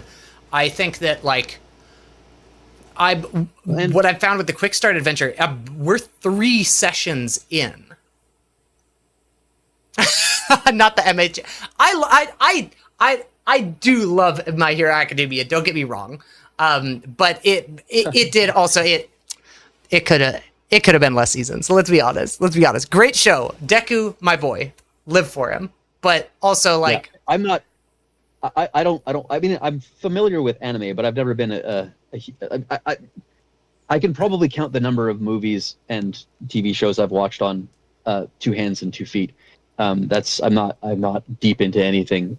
But anime does not have a monopoly on filler. Right. Like one of the reasons why I can't watch streaming anymore is because I've noticed this pattern where action only happens when they're afraid you're going to stop binging. Like you have something interesting at the beginning and then the episode has this lull and then something interesting happens right before the next episode starts. Yeah. So if you actually want to like never the cliffhanger. Yeah. Not even necessarily a cliffhanger, just like something interesting. Yeah. And then, like, once you notice that pattern, it makes the streaming shows really hard to watch. I think, but you can steal that as a game master. Yeah. Yeah. You know where you're starting, and you let them do what they want to do. And when it's getting close to where you need to end, that's where you start interrupting them with the thing you want to end on. Like. And then you either hurry them or challenge them or leave them with the cliffhanger or if they get there too fast that like there's always ways to mitigate that, but you can steal that same sort of thing is like where the session. I think Dimension 20 does that really well. How you want Dimension 20, they do it unbelievably well. Yeah, it's upsetting. It's like I have to wait another week. Are you kidding me? But I think that Yeah. like with the kind of anime like connection with that, like one thing that I notice with, because I watch a lot of slice of life and I watch a lot of like it doesn't have that's why I like a lot of like non-Western media, because it's like, yeah, we could have a show that's Yeah. literally just a girl gets a motorcycle and makes friends, and that there's no conflict, Yeah. but we've given you this like nice story. And it's like I love what I love about like D&D, and well, specifically Daggerheart, is there's like so many mechanics for like, yeah, this is how you run a cooking contest in a thing. Like there doesn't have to be any violence, but there is mechanics to get to have non-violence with stakes in it. And I guess with stakes, Yeah, stakes doesn't have to. Yeah, exactly. Like pun things intended. that are interesting. Yeah, exactly. Stakes, actual stakes. Things that are interesting aren't always conflict. Yeah, yeah, and but a lot of anime, like it'll be 12 episodes. Like that is an average show. They get greenlit for one season, and they plan for it to be one season, and just kind of trying to think about that. Okay, cool. How long do I want my session to be? If they could do it in 12 episodes, and I feel like I go through an entire character's arc, then yeah, I should be able to do that with this. It's just like I'm realizing as a new GM, we're 3 sessions into the quick start campaign, and it's supposed to be a one shot. Well, and if you're doing a dungeon, like a dungeon meshi, like how many layers of the dungeon do you want? You probably know that already. I saw the map, and I want to do that whole map. It looks so sick. Sure. And what are you going to populate it with, right? Like Yeah. There's enough monsters in the monster manual, Yeah. in the not monster manual, in the core book. Like as the game master, you don't want to be running too many different mechanics at the same time. Like for every session, pick what I like to do is I pick 3 monsters. I never have more than 3 monsters a session, and one of the monsters is there's going to be lots of them. One A of the horde, monsters there's going to be right? some of them, and one of the monsters there's going to be one, maybe more if they are just dominating, and I introduce them. Like that's how I manage difficulty. Is I'll introduce more. Like, oh, you just wiped out 6 of them? Well, now there's 12 around the corner instead of another 6. And so that is kind of when they're saying you could spend a fear to bring out another monster. That's kind of what that is for. Yep. Yeah, And there's nothing stopping you from saying, I'm going to spend my last fear to quadruple the number of enemies on the battlefield. oh, so it's not bring out one; it's bring out more. It could be. It says bring out an adversary, but the book is very clear that these are guidelines. Yeah, that's Right? true. Like I think that's what I have to drill into my head. You need more than one adversary to challenge your enemies. Bring out more than one adversary. Like just do it. You're the game master. Like Yeah, it's your job to bring the balance, and if that means interpreting the rules in a way that is balanced in the moment, that's your job. I love that. That's that. But I think a lot of this is just like, take up space, use your power, use your voice. You get to shape this, and I think that that's something that like. I think there's a resistance against intimidating, because there's resistance against railroading. Like some game masters write a story and then want their players to play their story. Well, that's not what I'm advocating for at all. What I'm advocating for is use your power for the good of the story that they are trying to tell, right? Like when they're pulling on rope and the book says ropes are 50 feet, and like now you measured it on your tabletop on your VTT and it's like 40, 45, like it's not going to work.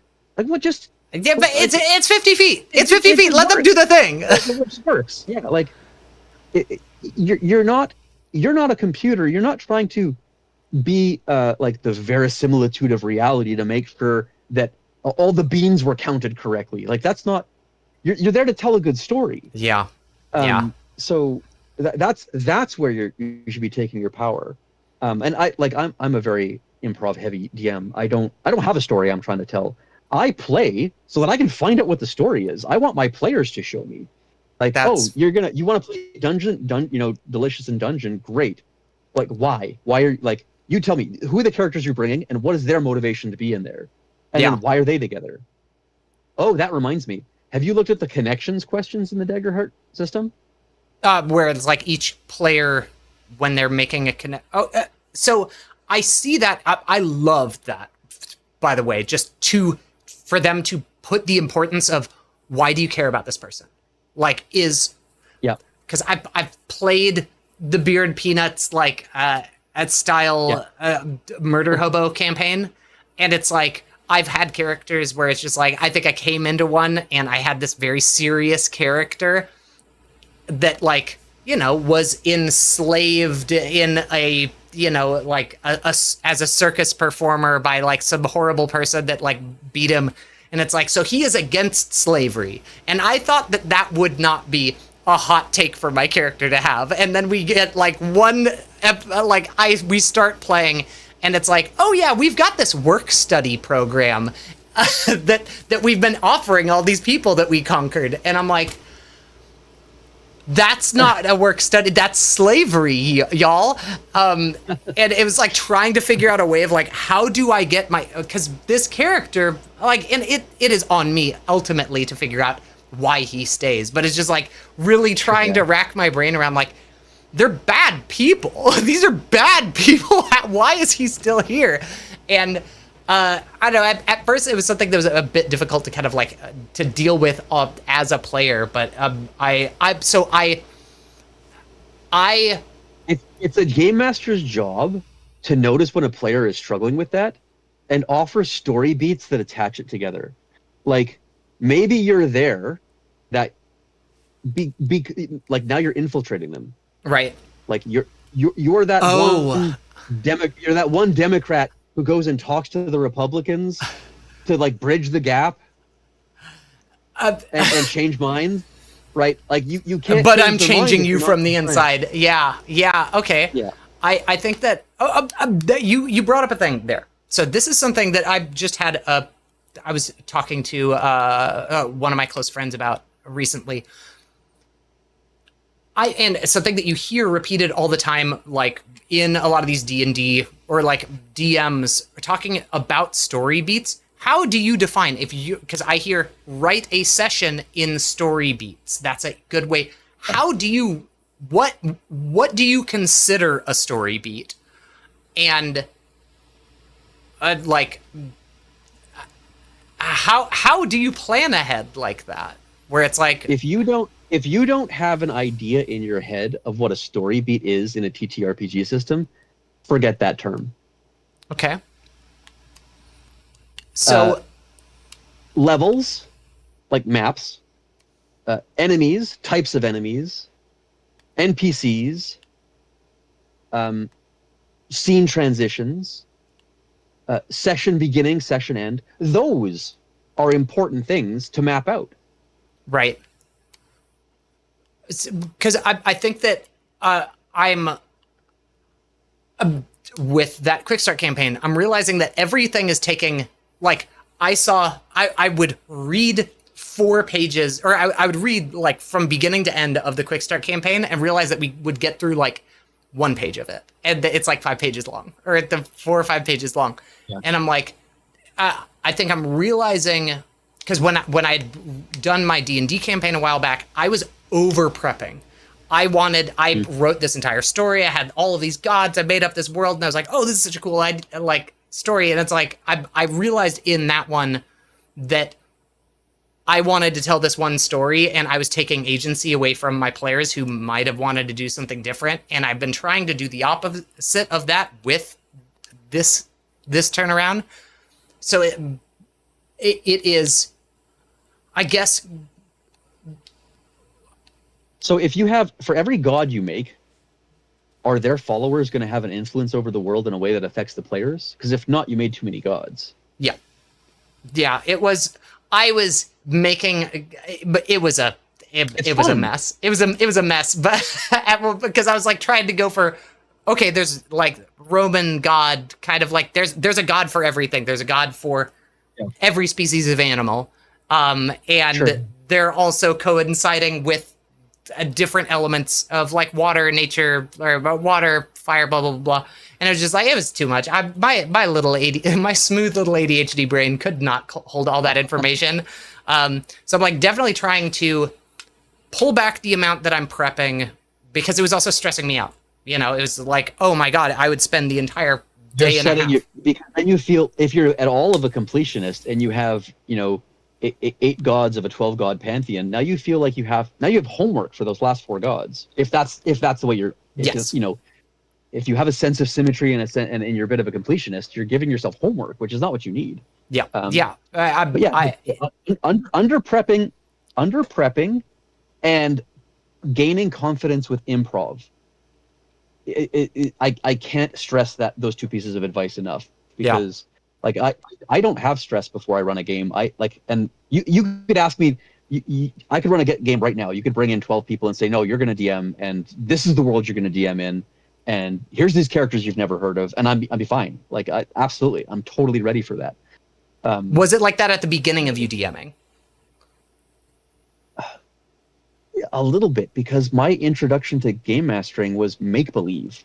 I didn't have a system. Like those were the games we played as children, where we would just make shit up. And oh yeah, I guess it was fair. Taking that kind of child like make believe games and then pouring it into a system to add dice to it. Like I remember when my GI Joe guys started losing battles based on the dice they rolled. Like I wish I had that kind of experience. I discovered video games at a young age, and it was just like, oh, who needs this imagination thing? So it's like definitely trying to. It is a muscle, and you have to keep working it. That's like I grew up doing improv theater, and that's been one reason I've been wanting to get back into this is like I felt like my time doing improv growing up, it changed me as a person entirely, and I want to get some of that confidence that being on stage, be over exaggerating, being this bigger version of myself all the time. I wanted that like practice back. I wanted to like work that muscle out.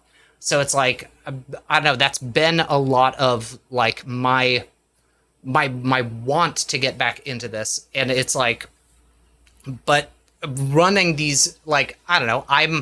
I'm a very anxious person, so it's like I want people to be having fun, and it's like, well, I don't want to go into this and then feel like I'm wasting people's time because I haven't prepped anything. You know, I want to make sure that I'm presenting something good. Like I am a very acts of service love language person, and it's like that's why I love D&D, because it's like, oh, I don't have to spend money, but I get to like there's no materials involved, but I get to give you a gift every week, and that makes me feel so good that I get to do that because I love my friends. And it's like, and so that is the appeal there, but I also want to make sure that I'm like, why I have questions around session prep and stuff like this is I know in the past it's turned into something that has been stressful for me, and I want to figure out how to, like I've read a couple books on it, but like I would like to figure out ways of being able to kind of demystify and have a, okay, prep this, and then cool, you're good to go. Like I read the Lazy Dungeon Master's Guide, and I thought that was really helpful. Like, bless you, Sly. I'm familiar with that one. It just kind of broke down prep into a couple of things, but it still feels like with taking on a campaign frame, well, there is this kind of story that they're setting up here. There's these mechanics. Okay, well, like you have rules for doing like Iron Chef style tournaments. When are you? How often are you going to be doing this? And I guess like my answer is, well, as often as you want them to. Use what works. Don't use what is stressing you out. But I guess it's like, I don't know, how do you break down what to do next session? Like, are you deciding when you run a campaign frame, Are you trying to like follow, is it going to follow that course like most of the time, or are you going, cool, this is telling me what the first session is, and now my players are just going to dictate where it goes from there? Is that kind of what you're saying, where it's like, oh yeah, I just go into this and I don't really have much of a plan as far as what the story is, I'm finding it? I tend to run one shots very much in a planned way. And even if the one shot isn't a single session, if it's like there is a story arc, when I run campaigns, I am not planning the future. Every campaign that I run, I pick a starting point, and that's it. Huh. Because my campaigns aren't meant to end satisfyingly. They're like spinning a top. It's how long can we play this game for? And if we can play it for 50 years, that's Hell a yeah. win. Yeah. I don't want the thing to end. But the question would then be, if we look back over the arc, and it's not an arc, it'll be a sine wave of ups and downs that we created. Like, I'm not trying to tell a story. The characters might not even be the same characters 50 years later. It might feel like a continuous, like campaign 3 of Critical Role, whole new party. If it wasn't structured in terms of beginning, middle, and end and campaign, like they could have just played and one by one lost characters and gained others. Like it could have been a smooth transition. And when it comes to campaigns, that's how I think about it. But I don't run one shots or short series that way. So the way I run campaigns, that advice probably isn't helpful in terms of what you're talking about prepping. But the way I plan something shorter, that's probably very relevant. And I very much think about, how does it end? Yeah. Like where are they going to get to in the end? And then it's just a matter of, when we play session 1, again, if I know where I want it to end generally, like what's the surprising thing they discover at the end, and what are the choices they can make to decide how that surprising thing concludes? I usually have, like, I don't think of it in terms of video games, but some video games do think of it this way in terms of the good ending, the bad ending. Yes. What are the endings you can unlock? You can think about it that way. And I try not. I've never run a one shot that has an ending like where I know there's only one outcome, because players might not even get there. Like, Yeah. I think of what happens at the end of the time we've set aside to play when they haven't left the first room. What's the ending that I narrate then at the end of the time? And if they do get it all the way to the end too soon, what is the complication, the loop that I throw them into, that they go through again and again and again and again? And it's like, first time is charm, second time's a charm, third time's a charm, fourth time's a charm, fifth time's a charm. No, finally we did it, and the thing's over, right? Like, I have that loop at the end to make sure that the time fits the story, and I also know how it's going to end if they never make it out of the first room. So I have the end. I start with the ending in mind, and then after session 1 or the first half hour of play, if it's going to be a single session, if I need them to move along, then I can figure out, like, well, how much filler do I need? You know what I mean? Like, how many times do I need to make that first combat a 1-2-3 punch instead of a just beat it and move on, based on how well they're doing, how fast they're moving.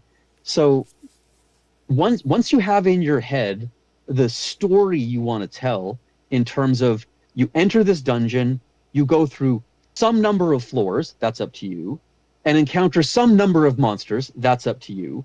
Yeah. And end in some number of ways, that's up to you. I think these might be considered the beats that you're being advised to write around. Yeah. Yeah. I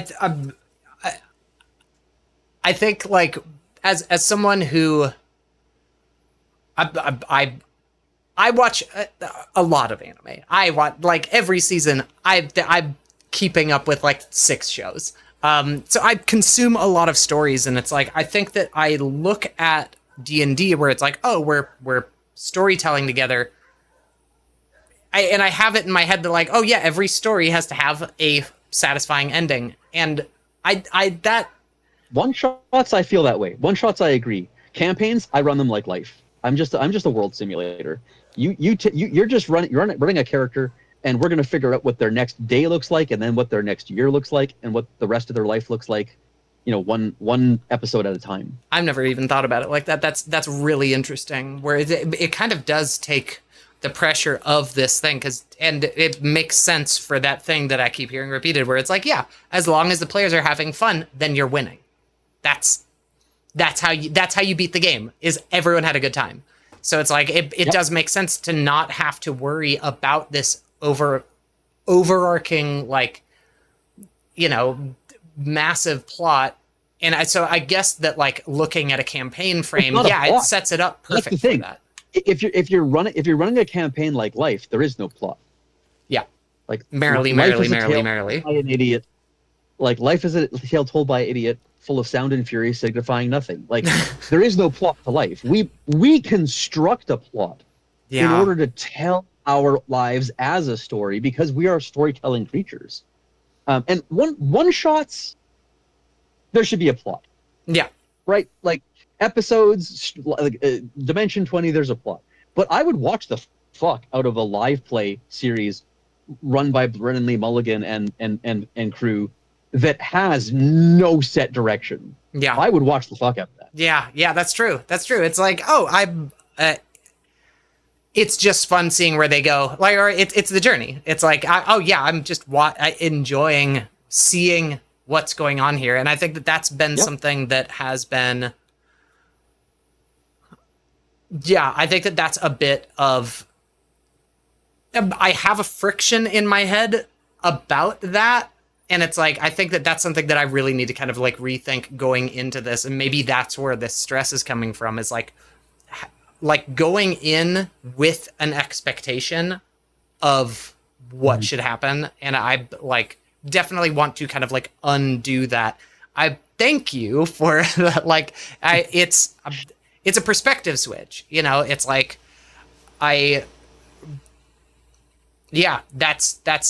that feels like very, very sound advice. So I'm going to definitely be taking you on that. You could be a little more selfish and be better for it. Yeah.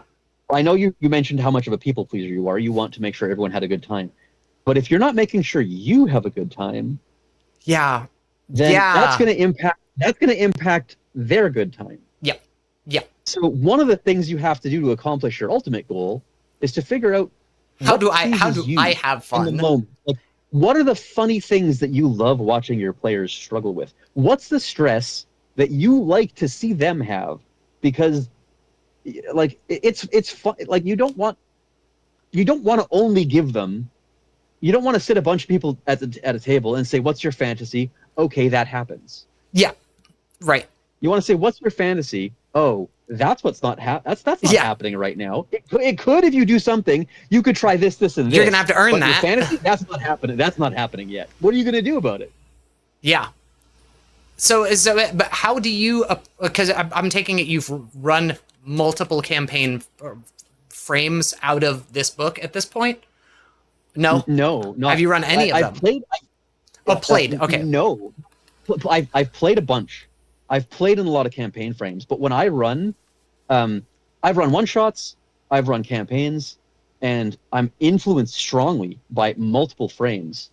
But I never feel like, frankly, I don't feel like any one of those frames is enough for the way my brain works. Yeah. So maybe that's something where it's like, I think I'm like, do you have a session 0 document? How do you run your session 0s? What are the kind of questions you ask? I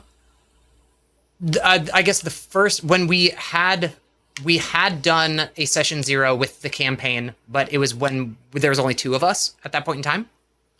There was only 2 players, and I think we realized during that first quick start game that, like, hey, yeah, we should have more. We should bring on one more person. I tried following the book. Essentially, was it? Is they had. Okay, hey, I think they had suggested a website for, like, hey, this is, like, good stuff for, like, your safety tools, like, go down this, hey, what do you feel good with? Yeah. Safety tools are important in session 0, but and I'm not advocating skipping them, But I think they're one of the least important things in a session zero. I think safety tools are really important when you're dealing with strangers. Yeah. But when you're playing with friends, you probably already know. Yeah. But session zero is still really important, because like in my session zeros, I go over so lines and veils. We start with like the safety tools. Then I go over logistics, like when are we playing, how are we playing, what are we doing with missing players. Then I do difficulty settings, backstory elements, and then we start talking about the campaign world. So difficulty settings. It's like, are you playing nightmare mode? Like, yeah. So when I'm running an encounter, I can run encounters a few different ways, and I want to know how each player wants to play this particular. So someone makes a character, and then I ask them, "Do you want this character to die, or when you drop to 0 hit points, do you want some other consequences that you have to deal with that's not character death? Like, is character death something that we're risking or not? Like, I want that to be consensual right from the beginning. I hate the idea of someone making a character and then a game master taking that character away from them. Like, that doesn't make sense to me. Unless you could lose an arm, you could lose an eye, but give me the option of keeping the thing. Yeah. Or a city, or like, what are the stakes of failure? Like, it doesn't have to be death for the character. Like, that's where TTRPGs like Chainmail started, was like, you play until your little dude dies, then you get another little dude. Yeah. That's fine. But we can tell other stories. So on easy mode, it's full player consent. Nothing bad happens to your character unless you agree that it happens based on the narrative. Normal mode is when we're playing and there's a battle, I try to balance it. If it's going too easy, I'm going to turn up the difficulty, throw more stuff in, make things hit harder, if you're rolling like shit, then I'll balance it. Like I'll keep things so they feel challenging. So they feel challenging but fair. Challenging but fair. And then when it comes down to those critical moments where it's like, well, now we've really come to an edge, right? This is where I've kept it balanced but fair, and now the dice are obviously telling you that you're about to encounter some sort of consequence. Those are the kind of rolls that I'm very likely to make in front of the screen, right? It's like, oh, narratively and collaboratively, we've brought you to a cliff. Let's roll in front of the screen to see if you fall off. Yeah, because now there's stakes. Now you are sweating this as much as I'm sweating having to come up with what happens if you don't make this. That's normal mode. Okay. What is hard? Hard mode is I decide what's in the world, you decide where to go, and if you walk into a room that's too dangerous to survive, it's your job to figure out that you need to run away or else. I'm not going to pull punches. If you go to the dragon's lair, the dragon has a fixed number of hit points, hits with a specific, like, you can go to any zone. There's no barrier stopping you from going somewhere that's too high. And that's actually how Brendan Lee Mulligan has said he's running campaign 4, is the world is as challenging as the world is, and if you go to the wrong place, you die. It's up to you Dark to Souls. Run away. Yeah. I'm not going to balance anything for you. Yeah, there's one more level. Nightmare. Oh, okay, so there is a nightmare mode. Nightmare is when I try to learn your weaknesses and exploit them. And I try to look at your strengths and mitigate them. I, as the game master, am going to create challenges and present them to you, and I am going to try to overwhelm you. And like that is nightmare mode, is I'm going to try to kill you. So is nightmare mode have another character on standby if you want to finish, if you want to get to play the whole time? Like, well, absolutely. And ultimately, I've had one player like sign up for just like, I just want to do one thing. It's more like, now that we've talked about those levels, I might then refer back to them in encounters and say, oh, well, let's go over here. I'm like, well, okay, if you go over there, that's hard mode, man. Like, it's up to you to figure out how to get back out. I'm gonna give you a warning. I'm at least gonna give you a warning. Nightmare mode, it's like, oh yeah, you go over there. I'll say if you take this action, after that moment, nightmare mode kicks in, and because that's the consequence that you're dealing with, right? So having that understanding that hard is as hard as it is, and it's up to you to run away or not, and nightmare is there's no running. You're fine.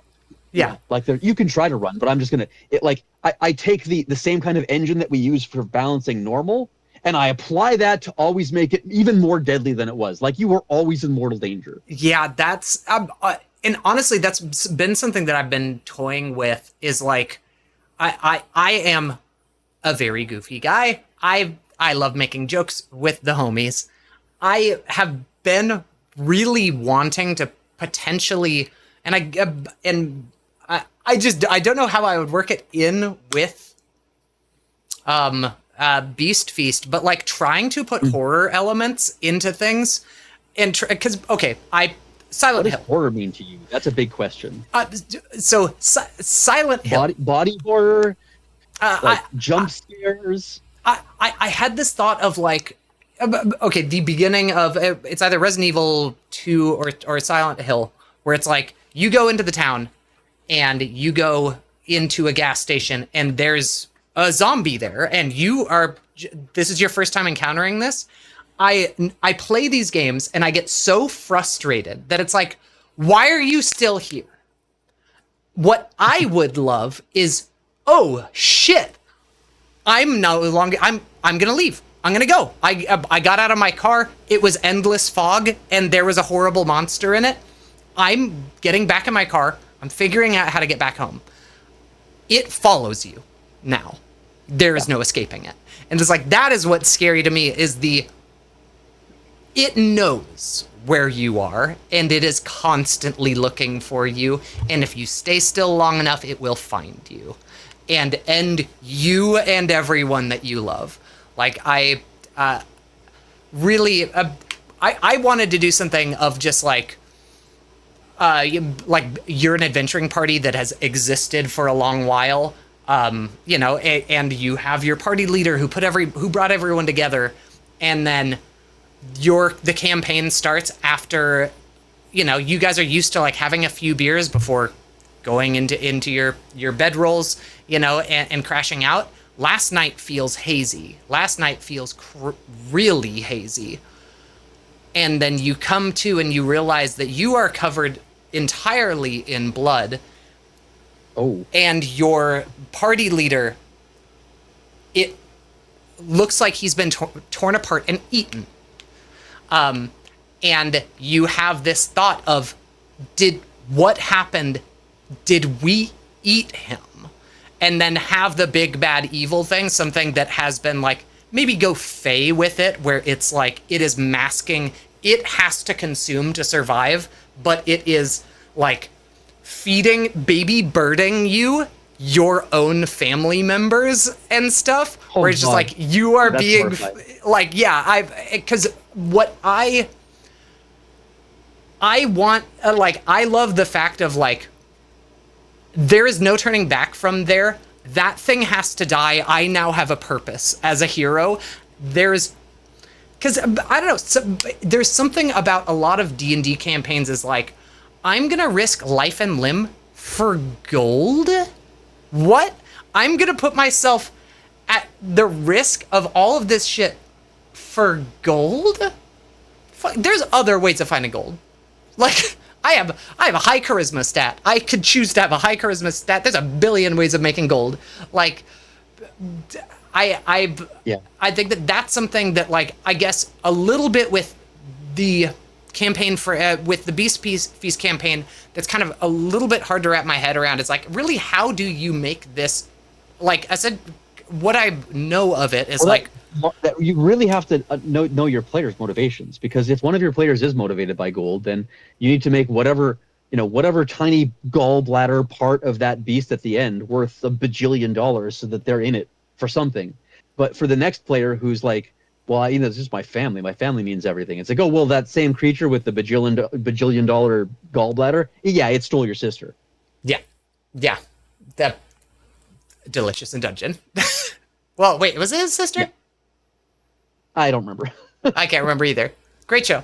I think it was his sister. I think it was his sister. Yeah. Because she's blonde too and kind of ditzy. And that's my guy. But I mean, you're gonna have different players with different motivations. You just gotta figure out whatever it is that they're. So is that part of your session zero, is trying to figure out what their motivations are? Like, what if they come to it and they don't?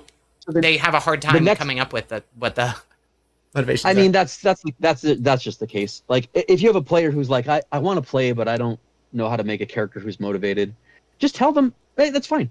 Don't have a motivation. Just be motivated by the game. As long as you're a player at my table, and you're yes-anding the party because you're on the same, like, it doesn't matter what the reason is. As long as you want to play. Like, some players are like that. Now, there are some players who don't want to make a motivation, or want to make a motivation that doesn't drive them together with the party. Well, you got to figure out a way to mitigate that. That's a personal problem. That's not a game mechanics problem. This might just not be someone that you need to play with. Yeah. Yeah. Then the next section in my session 0 is backstory elements. I want to know, when you give me your backstory, I don't need 12 pages, that's for sure. If it's a line, that's fine. I don't need much backstory. But if you tell me something in your backstory, let me find that document again.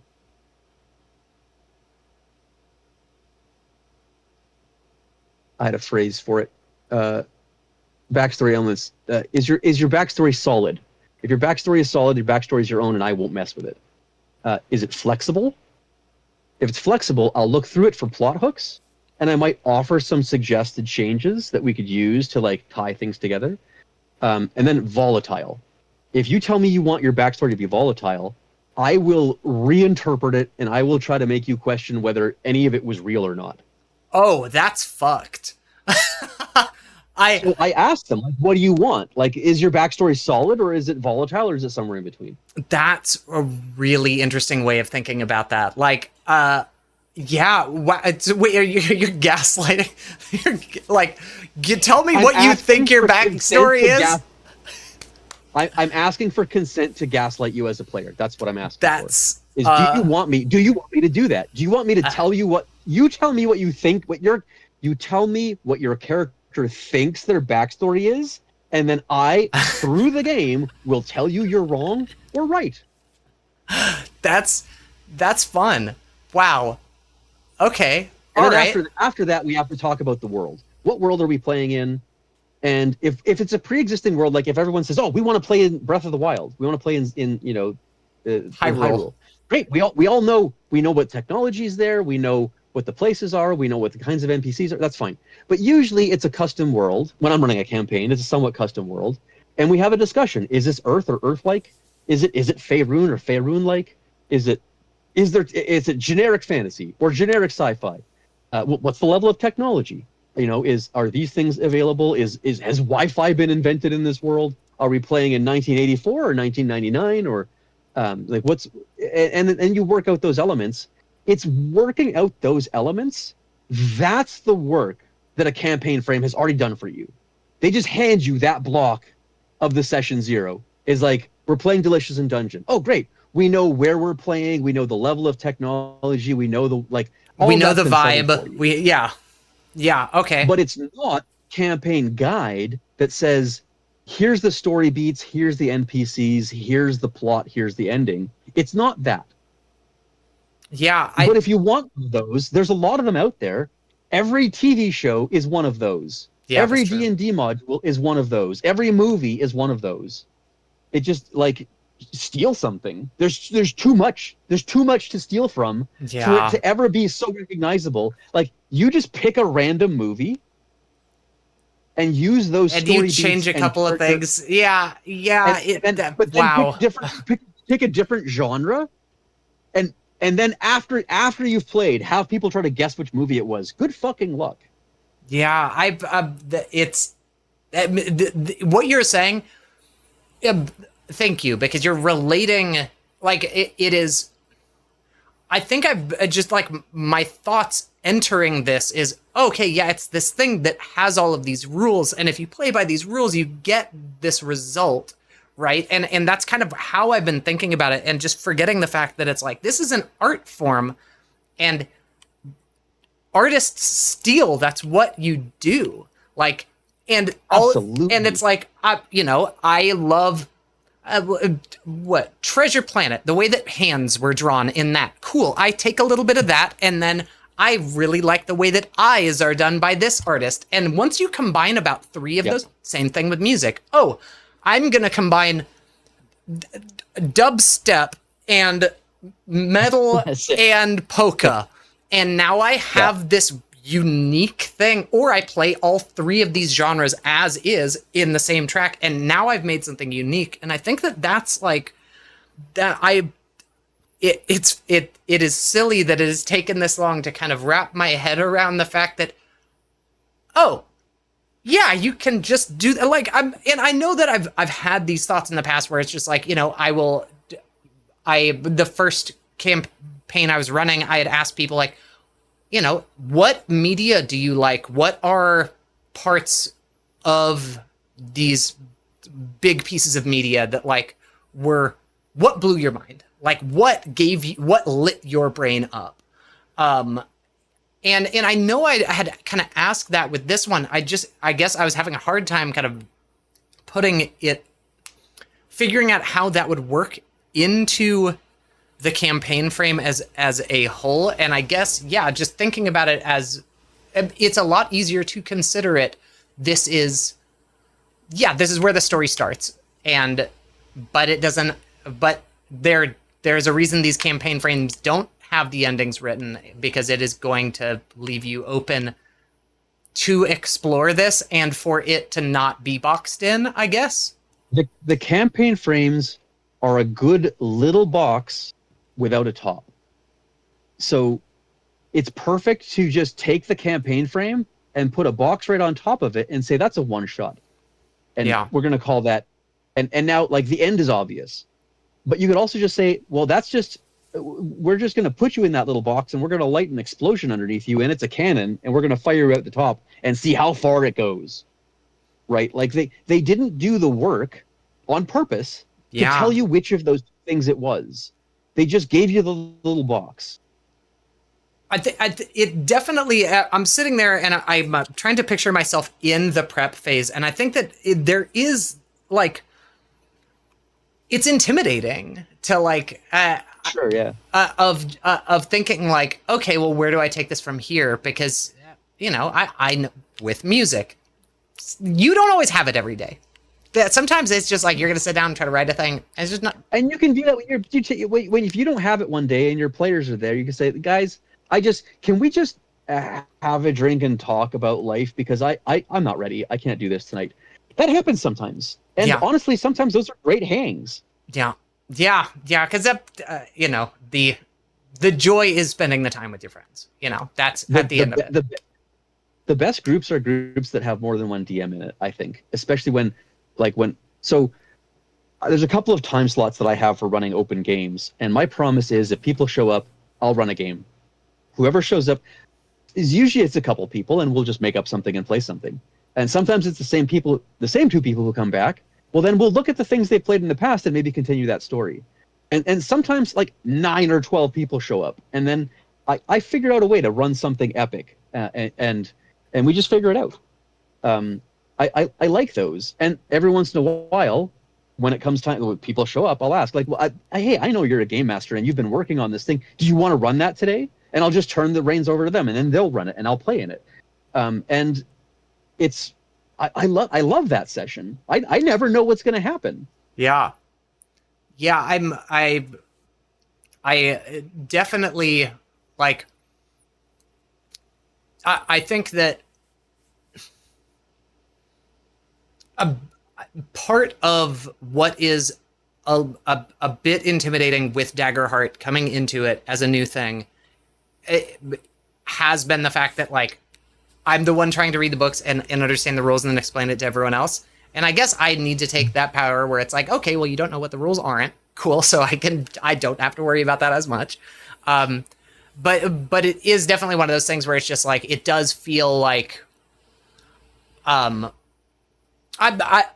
feel like I want to do a good job and I want to present this thing as it is and of course, and give it the justice it deserves. And it is a lot of information to try to cram in, but that stuff is also, I know it's going to come with time. That exact feeling that you're describing, I've done that exactly once. When I played D&D as a kid, it wasn't even D&D. It was mostly homebrew. We'd make up all kinds of crazy shit. We used D&D as a rough frame, as an inspiration. We played our own worlds, completely own worlds. It wasn't until I was an adult with kids and I was listening to D&D podcasts and actual plays, and my little daughters overheard me listening to it and like, what's that? That sounds like fun. Can we play that? Oh. And I wanted to give them the D&D experience. I Yeah. wanted to be, so I bought the Phandelver starter pack and I started to run it for them. And the first encounter, they didn't want to kill the goblins. My daughter's like, I dropped my weapon and I put my hands up. That's like, so I, That's so cute. in that moment, That's so in that cute. moment, I had to decide, do I stay faithful to the module and the material and Yeah. kill my daughters with goblins, or do I invent rules for changing the alignment of a goblin through social interaction? So they befriended the goblins. Yes, absolutely. Thank you. Thank you. I needed to know. They took the goblins back home and they befriended them. I love But this. before they went back home, they wanted to go on the adventure still. So they brought the goblins with them to the cave full of goblins. And but now the goblin sentries who were hiding to ambush the players as they come in, well, my daughters have guides who know those guys. Yeah. So the goblins go to the sentries and explain that these people want. So now there's just 4 goblins and my daughters, and they all go into the cave together, and they go to the next room where there's 4 more goblins. More goblins. So the first 4 goblins talk the other 4 goblins into like, and then now my daughters are asking. Now they're asking questions like, well, why are you in here? Why did you kidnap that guy? Can we have him? What are your problems? They're doing social work to rescue the guy that the goblins captured, and eventually they discover that the only reason why the goblins are doing this is because there's a bugbear at the end of the cave who's a big bully and he's making all the goblins do this. So they go to the next room and they tell, with those 8 goblins, and they tell the next 6 goblins, hey, we're gonna go get the bugbear together and these people are gonna help us. So that now they have like 12, 14. By the time they get to the end boss, all the goblins are still alive and they're working for them, so they just mob him and take him prisoner and bring him back to their little halfling village. And then they rehabilitate him. He wants to make a bar, and I'm left asking, where's the challenge? Well, my brain went, okay, well, fuck Phandelver. I don't know how that's working anymore. But if they want to bring 30 goblins and a bugbear back to their halfling village, the halflings are going to have something to say about that. So I have the halfling mayor say, the goblins can only stay here if they don't break any rules. And they're like, okay, we promise they won't break any rules. And then after that, every session was just me explaining which goblin broke a rule. Yeah. And then they go to work trying to figure out, like, well, it's a detective mystery to uncover who did it, and then figure out what their motivations were, and figure out, like, how do we satisfy that goblin need? So then, like, they wound up inventing goblin fight clubs so that they could have, like, a way to get their aggression out in a safe control. And then someone was stealing wheels to make goblin carts, and then they invented goblin kart racing, and it was just mini game after mini game, like. And that was the last time I ever tried to run a module faithfully. Inarguably, a better story than Phandelver. so much better. It's, in fact, I still have that world kicking around my head. And my Discord server is called Maydragon's Multiverse, because I literally have a multiverse in my head. When you tell me your character, like, you want to play a character from a pre-existing property, and this character wants to play someone from some comic book, well, those both exist in the multiverse. We've all seen Spider-Man and Doctor Strange. Well, it's like a portal opens and you both walk out, and why have you come to this room at the same time? You tell me that. And once you explain that to me, then I'll tell you what challenge will, like Spider-Man meets Superman. Well, sure, I can invent there's movie after movie after movie that presents challenges for Superman. I can steal all that. I don't care who you want to play or how powerful you are. You tell me who you are from the multiverse, and I'll tell you where you are. And I'll also tell you how to get back to that goblin village that a bunch of halflings, like, it all exists in the same continuity for me. I love the idea of, like, a D&D group, like, someone accidentally opens like a hole of holding and an open bag of holding, throws it into it, ripping a hole open in space time, and now you're in the Goblin Love Village, where it's just like, yeah, the goblins are here. They're kind of little, you know, little Yeah, scamps, and but we're the idea cool of a with them. multiverse and dimensional portals lets you mix genres as much or as little as you want. Yeah, Like that's Curse of Strahd is a multiverse story. You just take players from other settings and you wash them in mist and you put them in Ravenloft and now they're in a horror movie. yeah. He's we did Strahd. I got to do Strahd, and it was I think ours ended by he was like inviting you to dinner, and then I sat down and I ate, and then they were like, "Oh, cool, yeah, you win." It's like this whole thing, and it's like he just wanted dinner. He literally just wanted dinner the whole time, and it was like That's hilarious. I love this. That could be that you could have a twist ending to your Dungeon Meshi where the final monster just wants to have dinner with them. Yeah, I think that's great. Yeah, that's why I just started taking down this lure, so that like, yeah, it is. I think that I've had this conversation with one of the players in this, like very close friend. We are very creatively similar. We played in a band together, and we were talking about just like I work best when I have a box to think outside of, and I guess. Oh yeah, I get that. And I guess that is what the campaign frame is actually supposed to be giving you. And I think I've just been thinking about it as, oh, okay, well, this is a story that needs to go from beginning to end. And yeah. I just kind of had to change the way that I was thinking about that. I thank you. It makes a lot more sense. It's just the shape. It's just the shape of the beginning of a story. Yeah. Yeah. It's the stain on the page, you know? Okay. Yeah, exactly. Yeah. That makes a lot more sense. MX is in the house. I inside bag of milk. Hello. Hey, bag of milk. How's it going? Sorry, I saw that you just. I just saw that you had messaged twice. Hell yeah. Okay, so let's see here. I know that we had talked kind of earlier about the fact that like I'm using Foundry, and I know that you've said that in the past your kind of experiences with it it's, and I keep hearing this, and I know that it can be clunky in the beginning. I'm like, I have nothing but good things to say. I have nothing but good things to say about Foundry, but I also have a bunch of reasons why I don't want those things. Yeah. And like it's yeah, it does what it does. All software has bugs, but if you're running a piece of software that is doing a thing that you don't want it to do, then you're not. Yeah. I'm not going to call that a bug. That's just not what I want. Like, I like really simple tools. But the idea, I mean, I do love the idea that dice rolling, maps, character management, monster, like if all of that is in one window, then there's a huge advantage there. Yeah.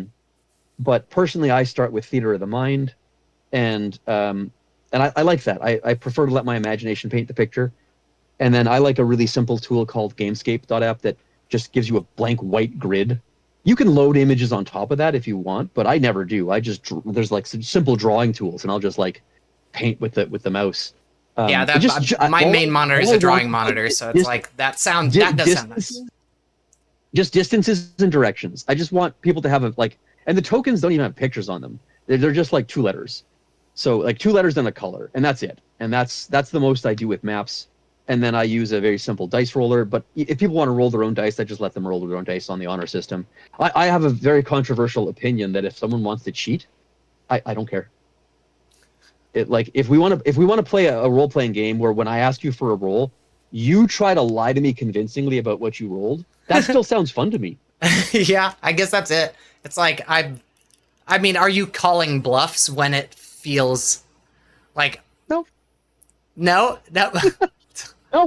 If someone if we're telling a narrative story together, and the story you want to tell is that you succeed when you want to succeed and you fail when you want to fail, I'm fine with that. Yeah, If I that's the guess it story, is them having fun. I if that's the story, like I don't. This isn't for money. This isn't for stakes. It's not PvP.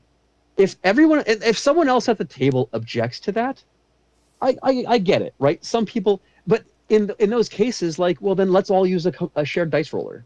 Like it's let the table decide. But when someone tells me they want to roll their own dice because they like clickety clack math rocks, of course you do. And if I'm worried about them cheating, like, well, I'm just not worried about it. Like, it's the honor system.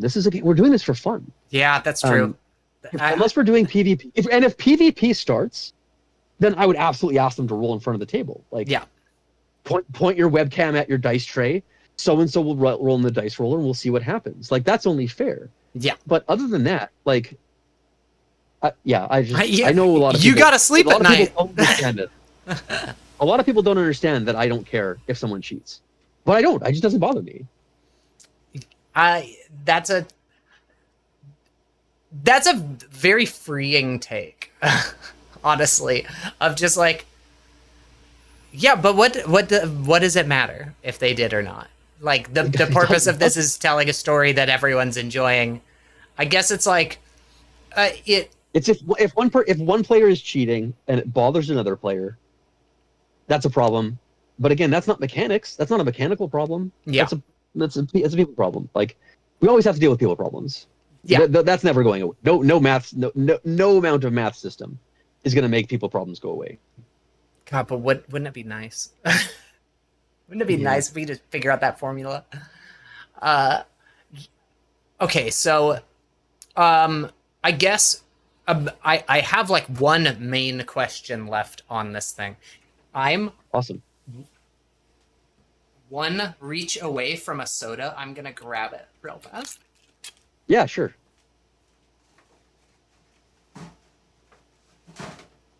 Oh yeah. Oh yeah. Thank you, Lidl brand Diet Cola. In fact, it's stretch. Oh yeah, I forgot. It was stretch time. It's time for calisthenics. This is so cool. I like this. I love that you like this. Thank you for being here, Milk Chan. This is multiple Milk Chans. That are its Milk Chan S. It's like why is there multiple Milk Chans? Well, I'm thinking maybe Dragon Ball Z Milk Chan S. Oh, just because it's plural. Yeah. I got you.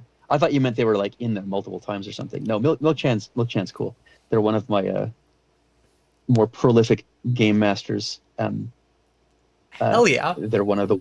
They are a wild player who always wants to do the most dramatic thing at every moment, and it's chaos. As someone who has watched Super Milk Chan, that checks out. Well, hey, thank you for coming and joining us. I'm so happy that you're here for this. So, as far as, I mean, it's weird to ask this now because is literally what you've been doing the entire time. But like, is there any extra advice for someone who's like, I guess one big thing that you had started talking about is like the importance of session 0, trying to figure out why are you here? What are your motivations? Who is your character? What do you want to eventually end up playing?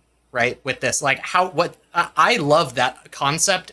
This is the first time I've ever heard someone mention it, but the concept of, where do you want to set the difficulty slider? Like, because I think that for my players, that's something that I never really considered. And now thinking about the fact that like one of them specifically, I know their favorite game is Dark Souls. Like, they love the Dark Souls franchise, and it's like, I could give them Dark Souls. They could want that, but since I would never think to give it to them, it's like, I think that has been a thing, has been like this kind of worrying about balancing. And that I think that is why I wanted to have a full campaign of like, oh, okay, well, how strong do these things need to be? And I know that they have in the book like, oh yeah, if they're level 1, this is how many of these is fair. This is how many of these is fair.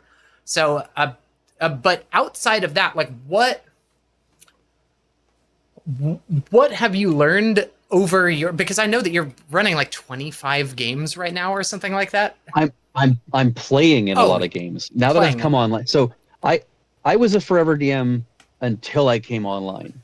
And then I started a server and other people started joining it, and a lot of those people were game masters, and then I convinced them to run games for me as well. So now, and then I found a lot of other through them, found connections.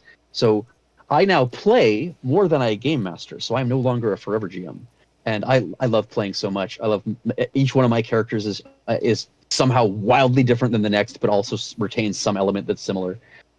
So yeah, I run. Actually, I don't. I probably run like maybe a dozen games right now, Still and insane. I'm playing in at least twice that much. That's wow, the life. Um, Well, I mean, I don't have. I mean, yeah, I have chronic fatigue, and I don't have, for some reason, uh, like this conversation might wipe me out a little bit just because I've been focused on facing the same direction. I think I'm going to be okay. I'm not going to crash too hard afterwards. But for some reason, no amount of TTRPGs where I have my camera off and I can be in a comfortable position exhausts me. It just keeps my brain active yeah, and it doesn't trigger the fatigue. So I just kept adding games and adding games and adding games because I can't do a whole lot else. But yeah, TTRPGs has been a godsend, and a lot of people have told me that like they've thanked me like this server's been good, thanks for making it. But honestly, I didn't make it; they did. They came to it. It's them who made this server. I just clicked a button and typed the name, yeah. and then ran a couple of sessions, and then they all hung around and they made it what it is, and it's great. I love it. That's that's such a And beautiful way of putting it. and It's that's like, just yeah, no, fun. I didn't make the server. Like that, yeah, you no one person is your friends group. It is your friends group. Yeah, no, absolutely. And it's not just my server either. There's a bunch of servers that are great. And a lot of, for some reason, there's this weird culture of Discord servers, especially the big ones that are attached to platforms. They don't want people promoting other servers or pasting links. I get it. They're concerned with moderation. It's hard, but that culture has seemed to permeate smaller servers where people with like they get like someone will come into my server and they'll be like shy about even mentioning that they have their own server. I'm like, no, I'll make a channel where you can paste your server Yeah, if you want more people on your server. Just like it should be like a network of servers where we just like going to your server to play a game should be like going going to to your your house to house. play a game. Yeah, Yeah, yeah, exactly. And Like it's I want fun. to have Yeah, there's the novelty of exactly. that. So I just my bias is just I want more people playing TTRPGs more. Yeah, Uh, Short sessions means we can play with more people more often. That's what I like. yeah. Now That's that that. being said, this has been how long have we been on this call? Time has I melted would away. say it has been about 2 hours. So Oh, yeah, nice. I well, What that's was it? two You had hours sorry, you had after it kind of one crashed. last big question. What was your last big Yeah. question? So like, what are there any specific resources as far as like I guess things that I think about as a GM that are kind of like hard to come up with on the fly. Do you have like, and I'll probably have just see if you could send me some of this over Discord afterwards because my Yeah, trying sure. to remember all of that at this point. But are there like go-to resources of yours now where you're like, I would have such a hard time playing if it wasn't this? Or are there any lessons that you've learned in this where it's like, man, I wish I understood this bit of DMing sooner? Nothing jumps out to me as a major. So I think the best resource. You're asking for Daggerheart specifically, or I guess maybe I think like uh the biggest, broadest resource for Daggerheart is Dungeons and Dragons. yeah. Yeah, because it can all kind of be retooled into it. So campaigns can be turned into Daggerheart campaigns. Monsters can be yeah, I think that like that's yeah, I guess I'm sitting because I that was something Like opening the my end of it. characters, like we were playing Daggerheart, and my characters, killed a troll, and they were like, or a hag or something, and they were like, "What? I want to loot. I want to loot. Like what can we get out of the carcass or whatever? And like I don't know. Look it up in D&D. What do you get out of it in D&D? Well, Yeah, you get these wow. things. What do those do? What do those do in Daggerheart? I mean, well, obviously this does this, and obviously this does that, and I'm not sure what this one does. What do you think it does? Magic items. Yeah. There's Yeah, already there's a billion D&D. Yeah, wow, it's huh. like not just D&D, but all the things that are compatible with D&D, Yeah. and all the things that aren't compatible with D&D. Like Daggerheart is just that much lighter than D&D mechanics wise, that more games that were inspired by D&D fit Fit into it. into it. Yeah. Huh. Huh. And my homebrew system is just taking like D&D and then like scaling the fiddly bits off and being a little bit more dynamic into Daggerheart. I just take that to the next level and push it all. Oh, one moment, please. Oh, you're good. My alarm's going off. And I just take that to the next level and say, how far back can we scale it? So the homebrew system that we've only played it a few times, but it's worked really well. We take experiences from Daggerheart and the dice from Kids on Bikes, and we jam them together. And we call it experiences on bikes. So you just have six blank squares. I'm unfamiliar with Kids on Bikes. Is that like a So I'll explain it in 1 second. It's literally that easy to explain. Kids on Bikes, you have 6 stats, and each one is attached to a different die of the polyhedral die. You have a D. So if you were playing it with D&D, you would say, okay, you're going to set strength as your D20, you're going to set dexterity as your D12, and you get to choose that, right? So you have 6 stats, and you pick one die, and you put each one die on each stat. Okay, so you roll 6 die, and then you just go, all right, here you go? No. It's like let's say your character sheet is just 6 squares, and you write strength, dexterity, etc., and then you take each die and put it on one of the squares. And then when I ask you to roll strength, you pick up that die and you roll it. Oh, okay, so it's a single dice system. Okay, cool. But each stat gets a different die. So your dump stat is whatever stat you put the D4 on. Oh, D20, D12, D. Oh, okay. That makes so much more sense. Where it's just like it is So set. That's Kids on Bikes. It's just you have, and it's not. They don't use strength, dexterity. They have a different set of 6, but that's the way it works. And the difficulty is usually kind of similar. Like it's still an arbitrary difficulty setting that you're trying to beat. Like give me a brawl 5 check. And you're like, oh, my brawl is a D4, so the only way I can beat that is if I blow up. Because in Kids on Bikes, when you roll the maximum, you get to roll that die again. Oh, okay. You don't physically explode. Okay, I didn't know if these are pipe bombs. No. This bike is not a pipe bomb. Okay. So we take that system of the 6 dice and the 6 stats and replace the stats with experiences. Oh, okay. Huh. So your entire character It's based off of 6 experiences. Just 6 experiences, and each one is assigned to a different die size. That's it. That's the whole system. Wow. Okay. What if you don't have enough experiences, or what if like I guess you figure out which die it makes the most sense out of your experiences list. It's kind of a conversation with that. Yeah. We do have the there's an implied rule that a D6 is your that you have a D6 in every conceivable skill.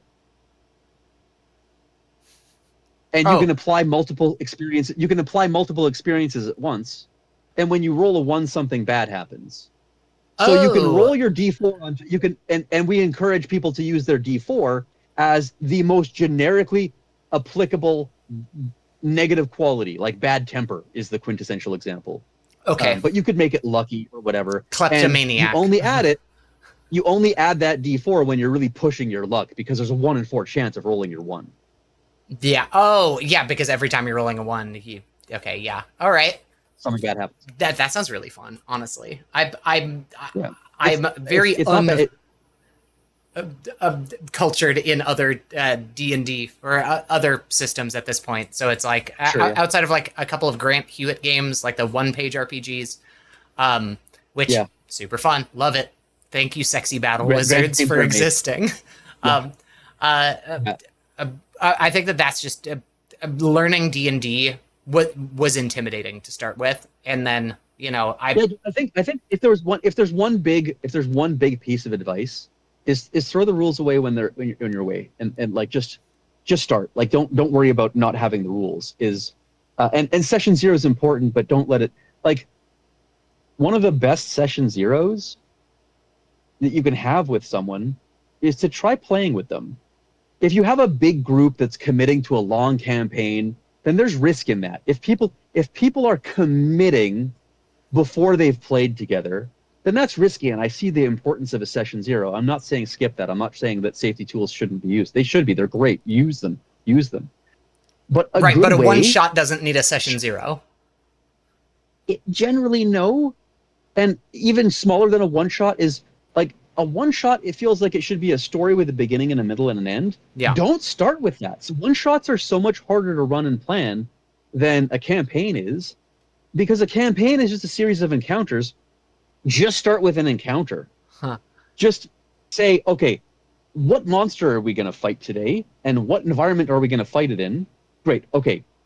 Who are you? You're this guy? Okay, why are you fighting that monster? Who are you? You're this guy? Why are you fighting that monster? Okay, you all get there at the same time. You've never met. There's the monster. Go get it. Like, just start with something. Anything. It doesn't like, if you're trying to learn a system, just try it. Yeah. If you're trying to decide if you like playing with people, just play with them. Yeah, that's true. It's there is a thing that I'm at a point in my life that I'm like really trying to like work on and get over, where it's just like the older I get, the faster time seems to move, and the more Yep. precious That's a cliche that's very true. it feels like I'm at a point where it just feels like I mean, I had shown you there. I make macro keyboards. I try to optimize everything, so it's like, oh yeah, what is the best move here? So it's like, but I know that the thing I keep learning over and over is like, I will oftentimes spend an entire day setting up a macro keyboard to press it 5 times, and it's like, why didn't I just do the thing? And it's like, I think that it's this like, well, if I stick with this, it will be way more optimal if I do this thing. Yeah, but are you going to burn yourself out before you even get to start because you made it a bigger deal than it needs to be? And it's just it is the battle of the overthinker. It is definitely something. It's a computer science principle. Like, the premature optimization is a huge problem. Like, don't generalize your piece of code the first time you write it. Just write it as dumb as possible the first time. And if you never run it again, then you didn't waste any time. And the second time you run it, do not change it. Just use it again. The third time you run it, okay, then maybe consider modifying it. But if you haven't used it at least 3 times, you definitely shouldn't be trying to generalize it. Like, start simple, and until you find it's a thing you're replacing. Like, you got to find your bottlenecks before you optimize. If you don't have a bottleneck, you shouldn't be optimizing. Yeah, because it's just going nowhere. Yeah, that is a. I'm gonna try to take that one. I'm trying to bash that lesson into my head so bad, and and a good example of like what I'm trying to demonstrate about, like, just jump in.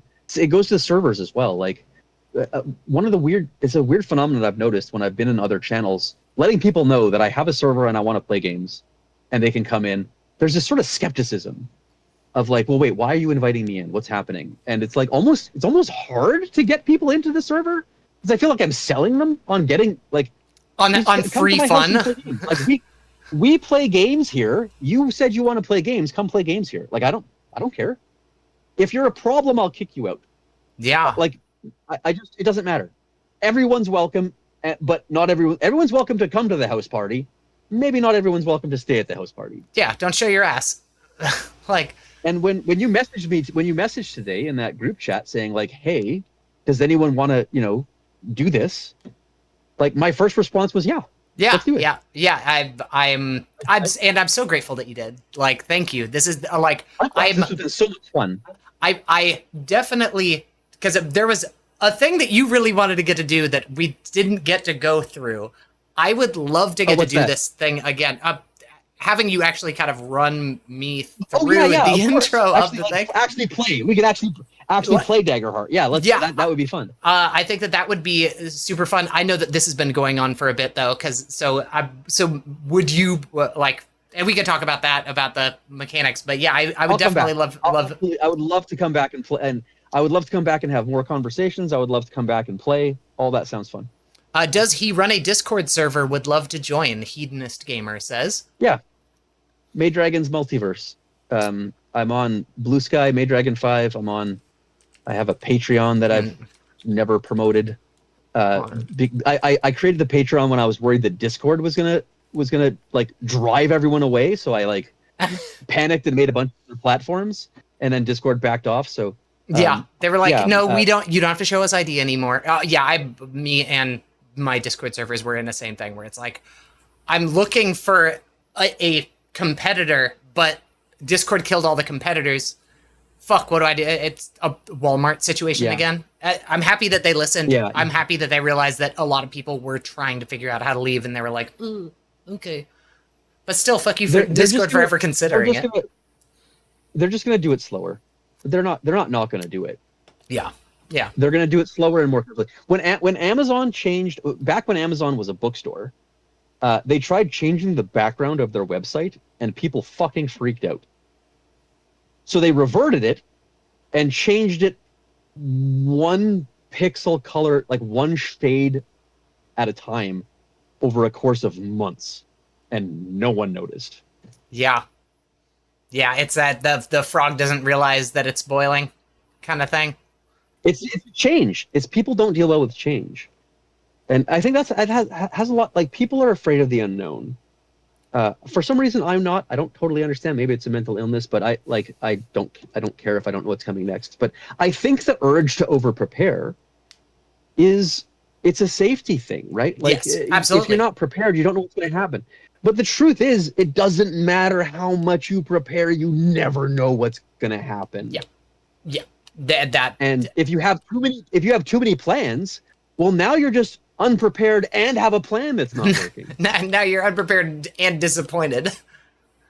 It's like, I understand the idea of why anxiety is a thing historically. Like, if we're sitting there worrying that, hey, there's a like saber-toothed tiger out there that could kill me, I'm not going to go out there. It saves your life. But when there isn't, but also, what kind of life are you living if you're always afraid to leave? It's a Discord game that you can play for as long or as little as you want. Like, especially with TTRPGs, it feels like a commitment, but we're just doing this for fun, and it feels like rules that we shouldn't break. But they're only there to help us. They're just guides. They're just like, when you're not sure what to do, that's when they're helpful. But are they serving? There's a moment. Yeah, they're like. One of the one shots I ran, just impromptu with the really lightweight system that I was describing. I had a bunch of players come, and they each described, a superhero, and we had no reason why they were all together.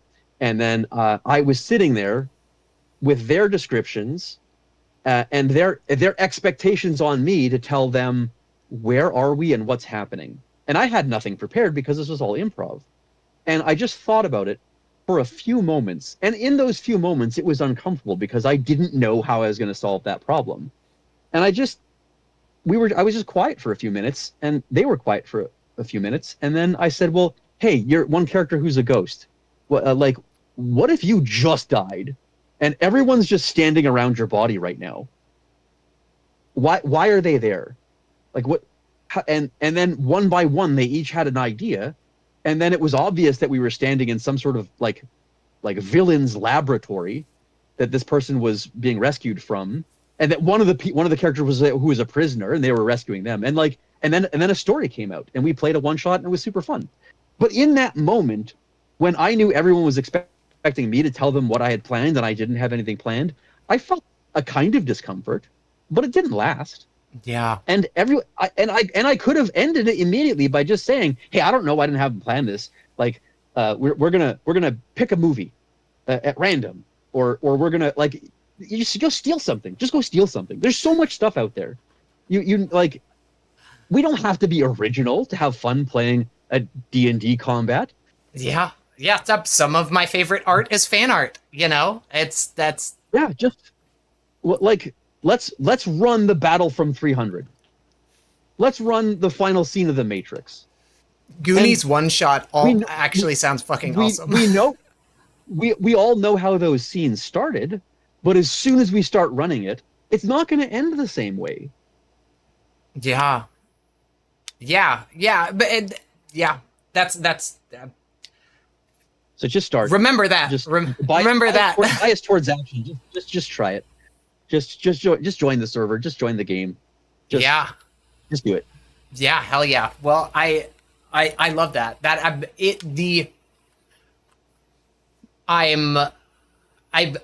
Goonies one shot. Yeah, absolutely. Goonies one shot. Right. That sounds sick as hell. I really appreciate your insight. It is something that like, it's definitely something I really appreciate your questions. I've wanted to do something like this for a long time, and just I didn't know how to approach it or had no excuse. Like, you asking me to do this has been a huge gift to me. This has been so much fun. I love doing this. Yeah. Hey, the pleasure's all mine. Like, this has been so fun, and there's been so much that like, I think just the kind of the reassurance of like, hey, it's a game. You have everything you need. Yeah, where it's just like, quit. You can stop digging. You've struck oil. You had the oil. You know, you are the oil. Yeah. As I think that is such a, I don't know, powerful message for where I am at in my point in life as well right now. It's just like, you're either going to play the game and have fun, but why sit there and worry about if it's not going to be fun when you could be trying it and having fun regardless because you're playing with friends? Like, it feels silly thinking about how I've been thinking about it up until now, and it's just like, oh yeah, that's odd. I was just hit by a piece of advice that I've said before. The biggest thing I've learned is that when people are trying to form, we have this urge to pitch a game based on what's the campaign, what's the system, who wants to play, and people say, yeah, that's awesome, and then no one's available at the same time.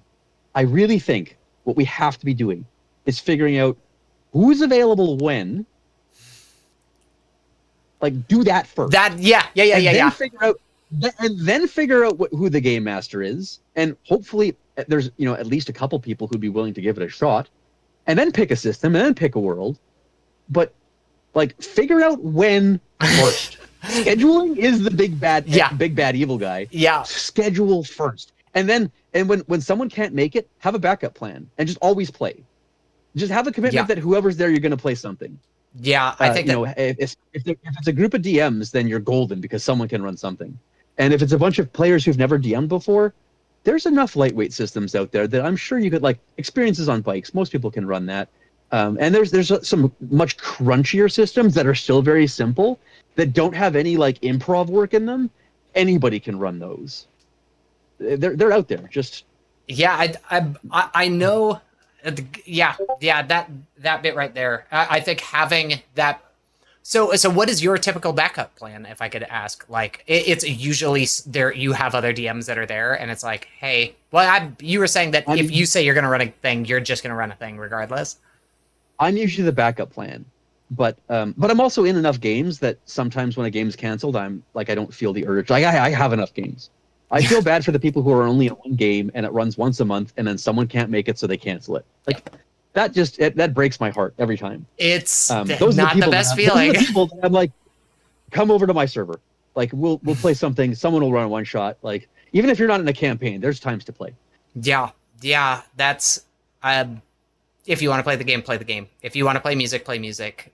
Like that bit. Yeah. And there's a bunch of other servers. I don't want to just plug my server. There's a bunch of other great servers that I highly recommend. The Daggerheart one where we met on, that one's great. It's the unofficial one, but the Darrington Press server, that's great. The official Beacon Discord that's attached to Critical Roles, their professional moderators are amazing. I've met a lot of great people there. The official Dungeons and Dragons server has looking for group channels that are like fucking fire hoses. If you're trying to find a game, you're gonna find one there for sure. There's a Game Master Worlds server in Belgium that I love. They're awesome. There's like every game system, almost every game system has at least a couple, like the official Discord server and the unofficial Discord servers, and they usually have looking for group channels. Like there's so much stuff out there. I think that I joined a couple, and I will see like games that are like pay to play, and then other ones that aren't, and it feels intimidating to go like, is it okay to, and that might be an answer to your question of like why some people are kind of nervous to join that thing. Cause I think we see, I get it. We've seen that, and it's like, oh, am I supposed to pay for this? Oh no. Oh, I'm scared now. Like wait, why are you giving me all of this fun for free? Aren't I supposed to do something? Yeah. Be a good player. Like, yeah. Well, and ultimately if you're DMing, right, it should be fun for you too. Yeah. I do get the dynamic of the start playing games model that, game masters should be paid. And it would be nice if we could make a living playing TTRPGs, and like start playing games is a way for DMs to potentially do that. I've tried to get into it, but I haven't dedicated enough time to trying to figure out how to appeal with a paid offering to get players in. Like I've only tried a couple times, and it wasn't fun enough for me to keep trying. Yeah. So I'd rather just play on my server and or like take an opportunity to come on a streaming platform. And like I don't have plans on turning this into a career. I don't plans on having a career. That's the best way to have a hobby. That's the best way to have a hobby. A hobby. Exactly. It's a hobby. And if opportunities to make money doing the hobby emerge, I'm not going to say no to them. Right. But it's not why I'm doing the hobby. I'm doing the hobby because I love the hobby, and I want more people to do the hobby too. Yeah, that is. I can relate to that very much with music and with most art forms. And they get less fun when there's money involved. Like unless it's something where it's just like, oh yeah, everyone's kicking in.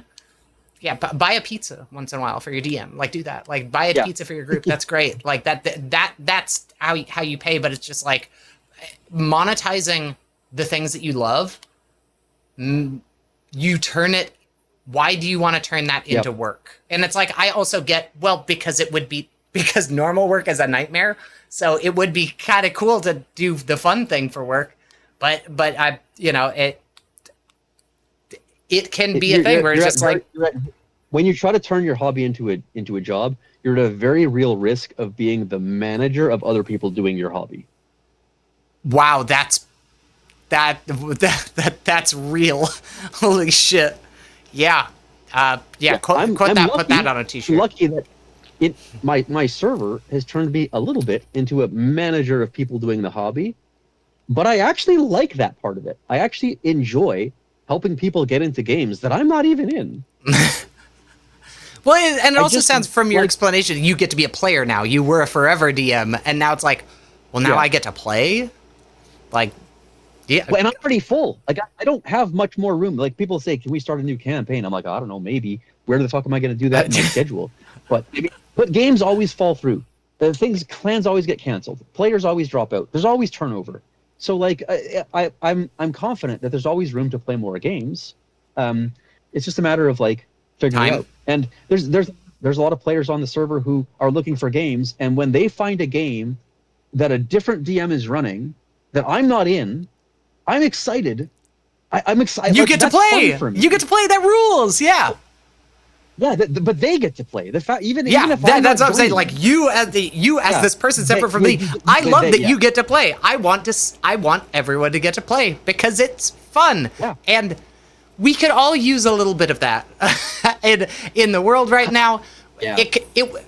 A little bit of levity is great. You know? Yes. Goes a long way. Reasons we won't get into.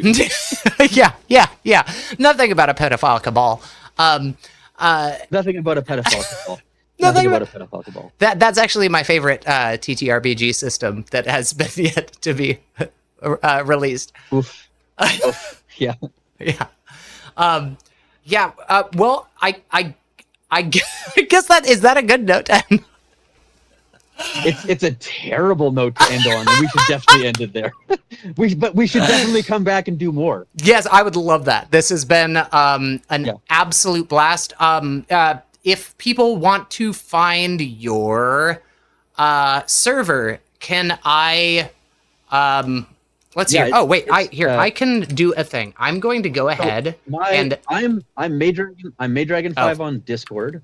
Mm-hmm. I'm Maydragon5 on Blue Sky. Maydragon5 at gmail.com. Like I tried to grab Maydragon5 wherever I could. I just dropped a link to my Discord in chat, which is Trash Mountain, and I'll get a link from you and post that in there. Or if you have a link for it, an invite link, I could literally just dump it in chat. If that's something you're cool with.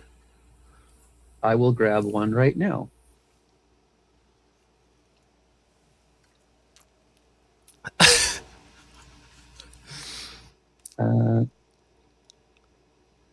Nothing about a pedophile cabal. Okay, bye everyone.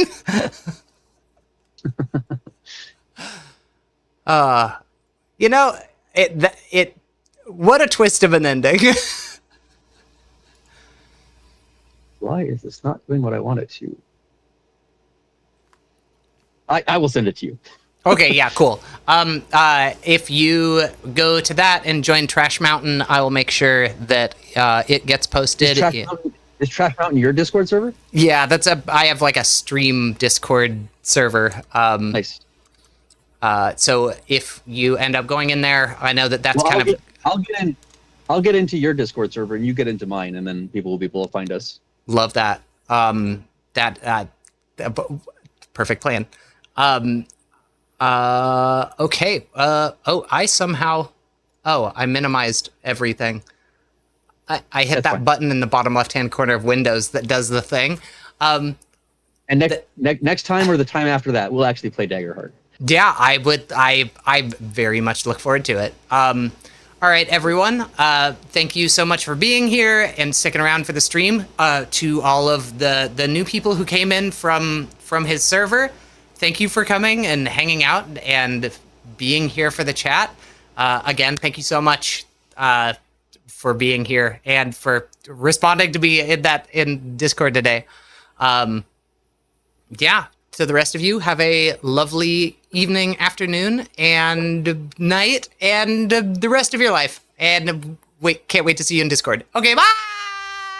Bye!